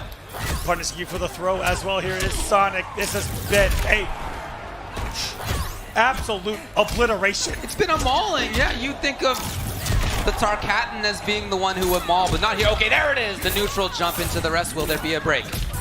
Yes. It's not playing that Scar style of just taking all that damage to the dome. No, he's out of there. Unlike that get me out of here, that get out of jail free card, it seems, against at least one gutted from Baraka. Right. Gotta avoid a few more, but not needing it here. 1-0 Sonic Fox up around. Round 2, fight. Trying to put up a bit of a wall there with the Blade Sparks. It's not an option that Jackie has. Baraka does here in this match. Not ready for the grab. Tweety stuck. No anti-air. I mean, that might be a lack of belief right there. We saw how confident he was earlier with the stand ones, full conversion. It's and the break, because we already saw the previous count. one. Oh, that's tough. These aren't supposed to go that way. They're just not. Well, they're back in place. It's okay. Standing back up under his own power. It was a quick rehab, but it worked. Woo! Yeah, that's no longer your turn as Baraka right there. Here's Sonic Fox with a crush. Is there meter to escape? There's not, but there's an error. Trying to end it right there with the down 2. You give Tweety a little bit of health with a damage character like Baraka. There must be an escape. Yes. Into the corner though. And the reversal, and doesn't matter on the crush or not. We already saw that take place. Sonic Fox has won these 2 games. I mean, maybe even faster than Tweety won his 2-0 against Sonic Fox yesterday. Absolutely. Sonic Fox, how game-changing is a character like Jackie that punishes you for going for throws and getting them teched? I hear you. It's an absolute game changer. Against anyone else, he still would have been alive right there. So here you go, it's the switch. Baraka's done most of the work for him this weekend, but he did say to me that he would go for Geras in some situations, and why not? It's a character he's been playing a lot. It's a very strong character. It's a pretty good character. This is a matchup that I'm a little surprised to see him purposely go into versus Jackie here. Yeah, but he's going to try it out because clearly Baraka was not working. It's definitely one that Sonic Fox is confident in, and even against Tweety's that we saw at Summit a couple weeks ago, where he infamously said, bring another game, but that was in the mirror. Not the Jackie one here, but he was really confident against Geras with his character on Twitter. Remember, online. Sonic Fox Jackie versus Geras blew up Deoxys 3-0. Yes. And Deoxys Geras was looking like one of the strongest in the world. So here, Tweety tries his own. So far, it's not working. He's caught in the corner. He's already in trouble. Already a crushing blows loaded. Oh, no. Wow. There has been for some reason, Tweety looks like a deer in headlights when Sonic Fox jumps at him. I think you're right. Yeah. I don't know if there's been an true anti-air quite yet. Or even an attempt right now. He's just eating these jump-ins, or they're just incredibly late. Oh, yeah. He's definitely in trouble here.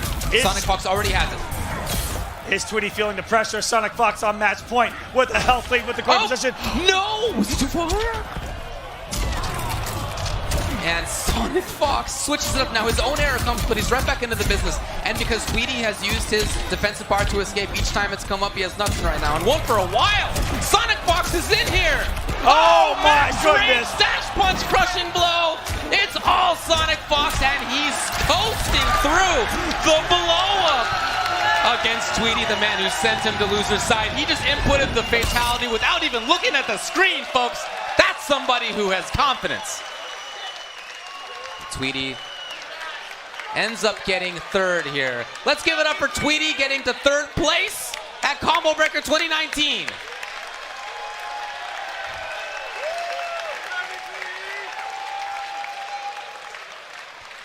All right, ladies and gentlemen, and coming up next is Grand Finals, Sonic Fox versus Scar. Is this the finals you want to see? That's what I like to hear. All right, now who do you guys like? Ask him. Okay, you got it. Let me know if you want to see Sonic Fox continue the run. Oh my goodness. Wow. Sonic Fox flipping him the bird. But let me hear you if you want to see that kid continue his loser's bracket run. Sonic Fox, do you like him?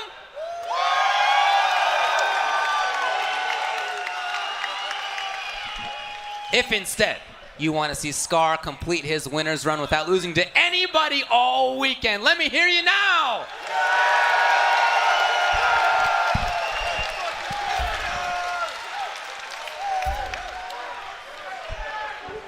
That was almost even, David. Both getting loud. Grand Finals time. You're right. Scar not losing to anybody in this bracket. And does have a win over this man, Sonic Fox. And it's been a while. It's not like it's just been an overnight for Sonic Fox to try to get the information down. It's a few weeks later. Scar might have a lot of new tricks up his sleeve. Okay. And I expect nothing but Sonya versus Jackie in this grand final.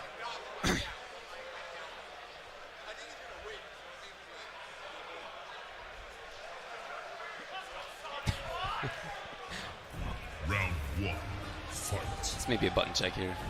Yeah, that's what's going to happen. But man, that was a buzzsaw, huh? Sonic Fox just blitzed through Tweety. So he's coming into this on such a high. You know, he's been able to get through a very, very stiff competition here in Losers side. He, of course, began top 8 in Losers, having been sent here by Tweety. So he got through Deoxys 3-0. It was close versus Foxy Grandpa 3-2. It was close versus Sammy 3-2. And then it was a 3-0 over Tweety. But he's hot right now. That he is. Can Scar cool him off? He does have the comfort of being in winners. Sonic Fox does have to beat him twice. And there it is. There's the loading screen. It's grand finals time. Make some noise.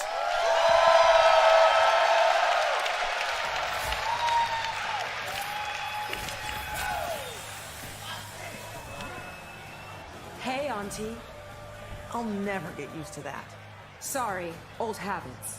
Round 1, fight! And here we go, already getting the whip punish.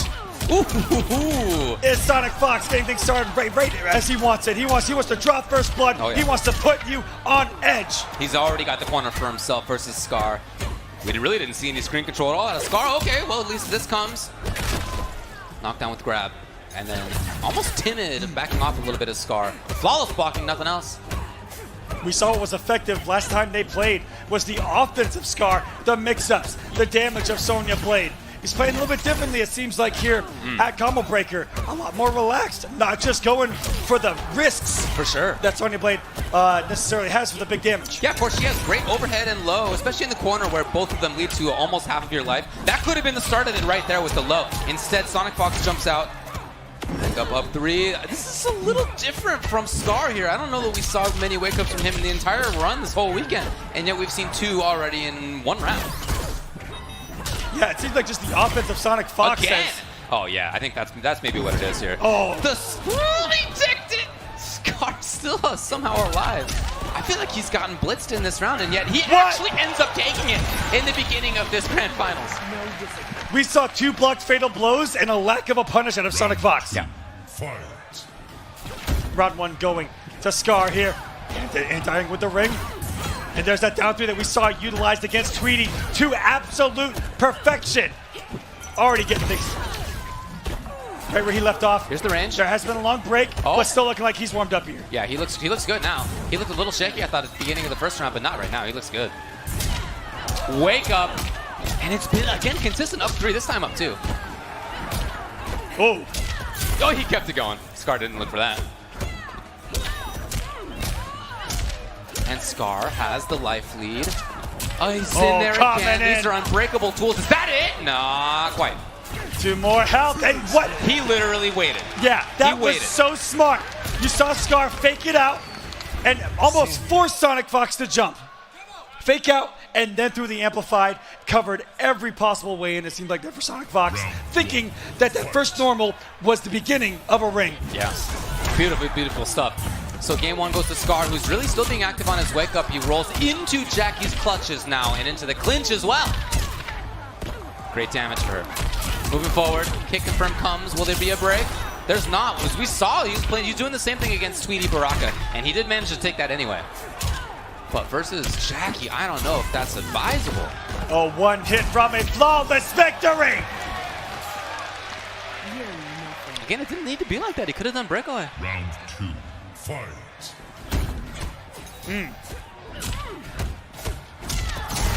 No sweat. Sonic Fox threatening at this range.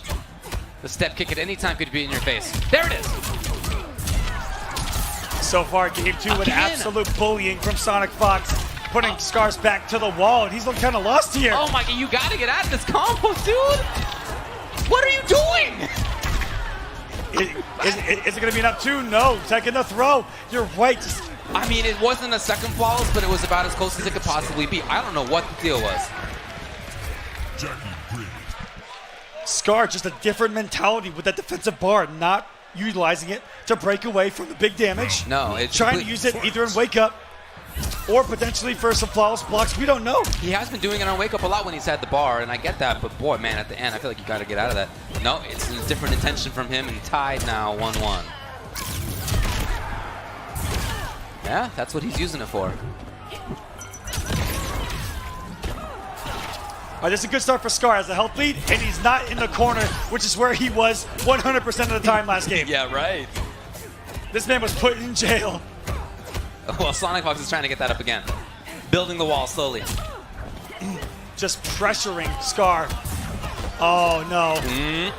Going down. Here we are over by Deadly Alliance. Shoutouts to the arcade cabinets in the background. To the corner we go. Jackie doing that big damage into the corner.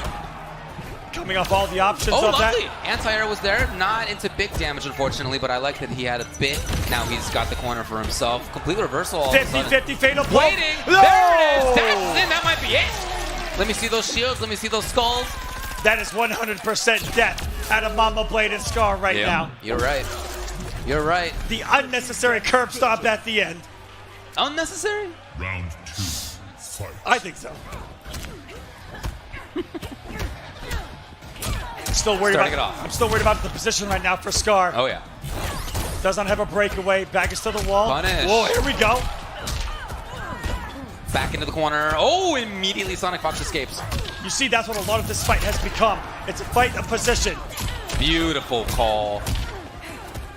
Sonic Fox throws his opponent back into the corner.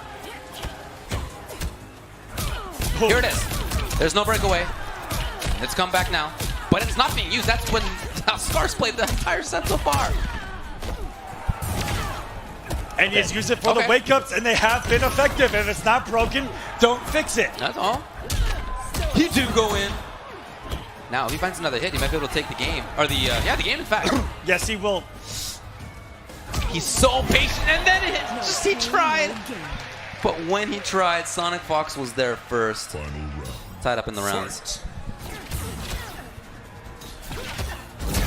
Oh my goodness. Max range dash punch. Spaced perfectly and through the startup of the ring. Again, 12 frames, hard to time that perfectly. Sonic Fox really doesn't have to consider about the breakaway mix-up or not. He doesn't have to do anything differently in terms of combos because he knows at this point Scar's just going to take to the dome, literally, in that combo. Yeah, working on building that throughout the entire matchup.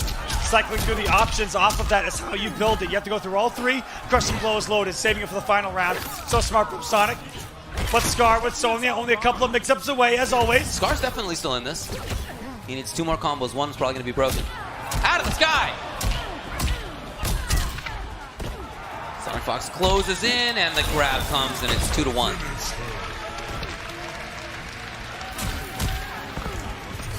Jackie Grit. I really like what Sonic Fox is doing. He's actually kind of controlling the pace, which is what Scar kind of saw early on his winner's run, and he made the switch to Scorpion to see if he could control the pace of the match. But I don't think it's going to be the case here, simply because of that first round that we saw out of Scar, where he was able to kind of fight the momentum back, fight his way out of the corner. Oh, comes in. Yeah, I don't feel like the character's a problem. That's not. I don't think that's the issue. Absolutely. But you know, when it's worked for Sonic Fox, it's looked pretty bad when he's able to force him to the corner and just bully him. But that's Jackie. And that's Sonic Fox using Jackie. It's the opposite of the control that we saw earlier from the zoning style of Cassie. Oh, there it is. Anti-air. And this time he actually does get the full conversion. Beautiful stuff from Scar. Maybe recovering a bit. Because he wants to be up in your face equally as much as you do. Right. Well, in this matchup, she does have rings, and that's not something that Jackie has. So I like that there is a bit of zoning. But yeah, of course, she plays crazy mix-ups and grippy dig. Big damage are close. He's seeing a little bit of it. Whoa. No discipline. Sonic Fox probably thought he was going to get a whiff punish on that with some active frames hitting him right in the mouth. No breakaway from Sonic. We're going to the corner. That sweet chin music. Whoa, beautiful spacing out of Scar. Keeping it light. The hit, didn't expect the jump kick to hit. Here he is. And he's keeping it unbreakable, notice. Still there. Still. Wait a minute. Even chip, and it is enough. Scar evens it up 2-2. Equally as dominating as Sonic Fox's last game against him, and is now on tournament point. Again, there's the prophecy of Sonic Fox having never won Mortal Kombat at Combo Breaker. He's trying to make it happen, but Scar, if he wins one more game, will take it. Light ring zoning, anti-air's there. He didn't want to see anything. Ooh.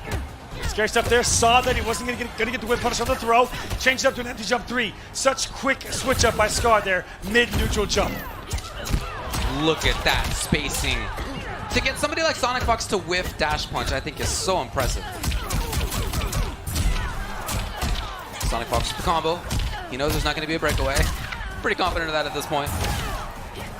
And that's exactly why. So he has the wake up. Yep, exactly. Awkwardness right there, landing on the opposite side of Jackie. So ready for it, nice break of the throw. Looking for the mix-up off the elbow. No, just goes for the stagger instead. Keeping things relatively safe so far is Scar in the pressure. Scar's got the life lead. He's just going to stick with the rings here, this mid-range stuff.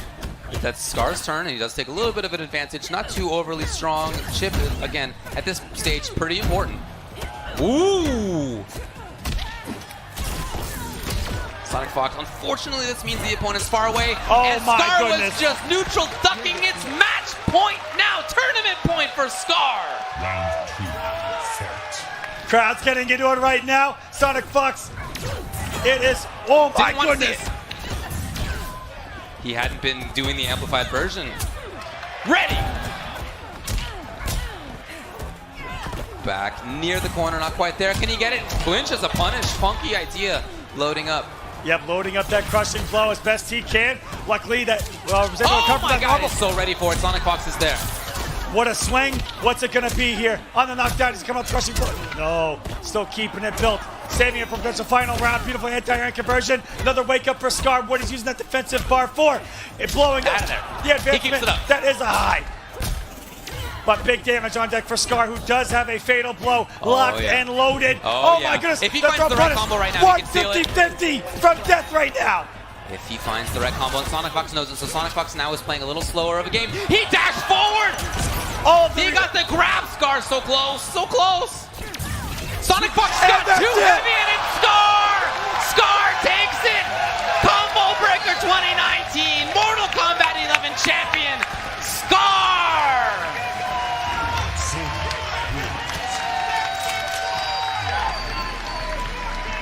Undefeated the entire weekend.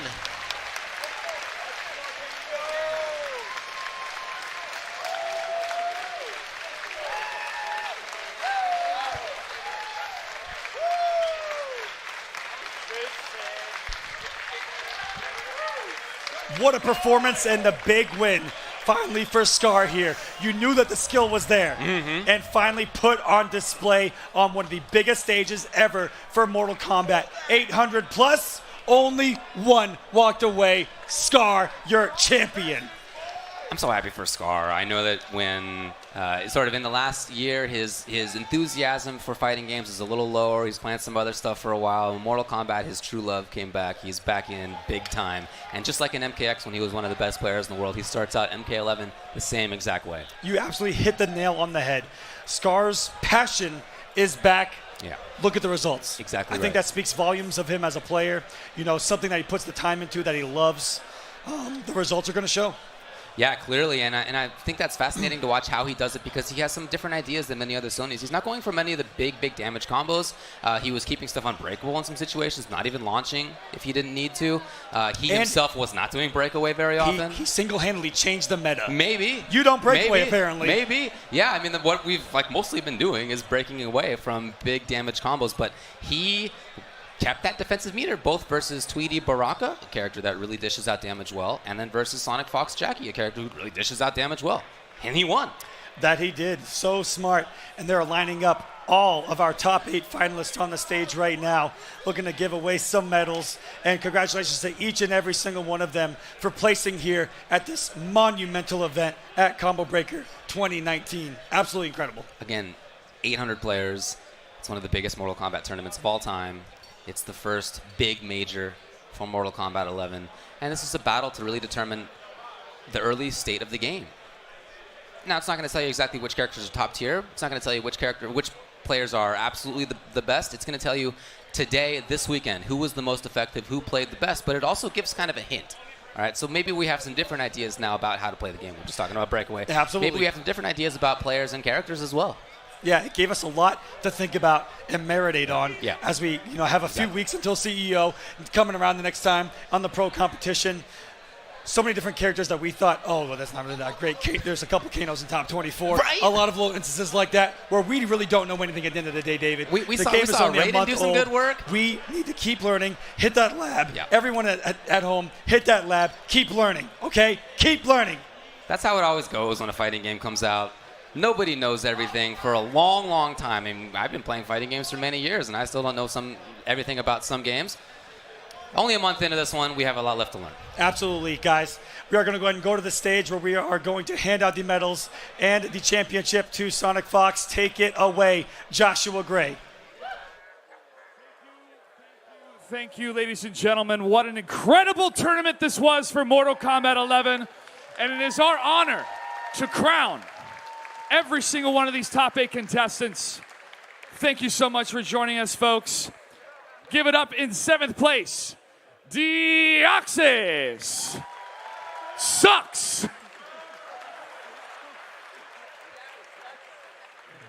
In 7th place, Big D.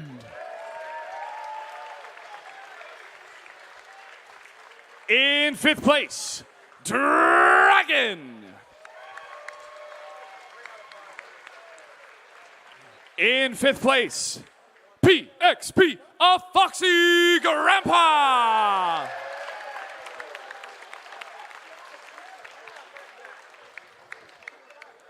In 4th place, Noble Sammy.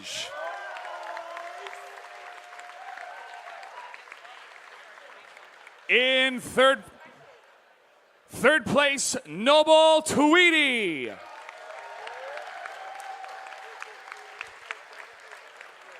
In 2nd place, Echo Fox, Sonic Fox.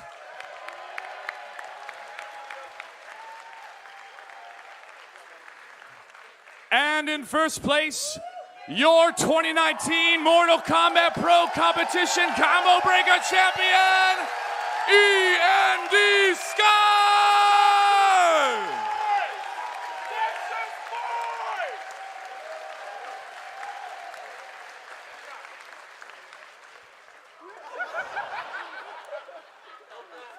Ladies and gentlemen, that has been Combo Breaker 2019.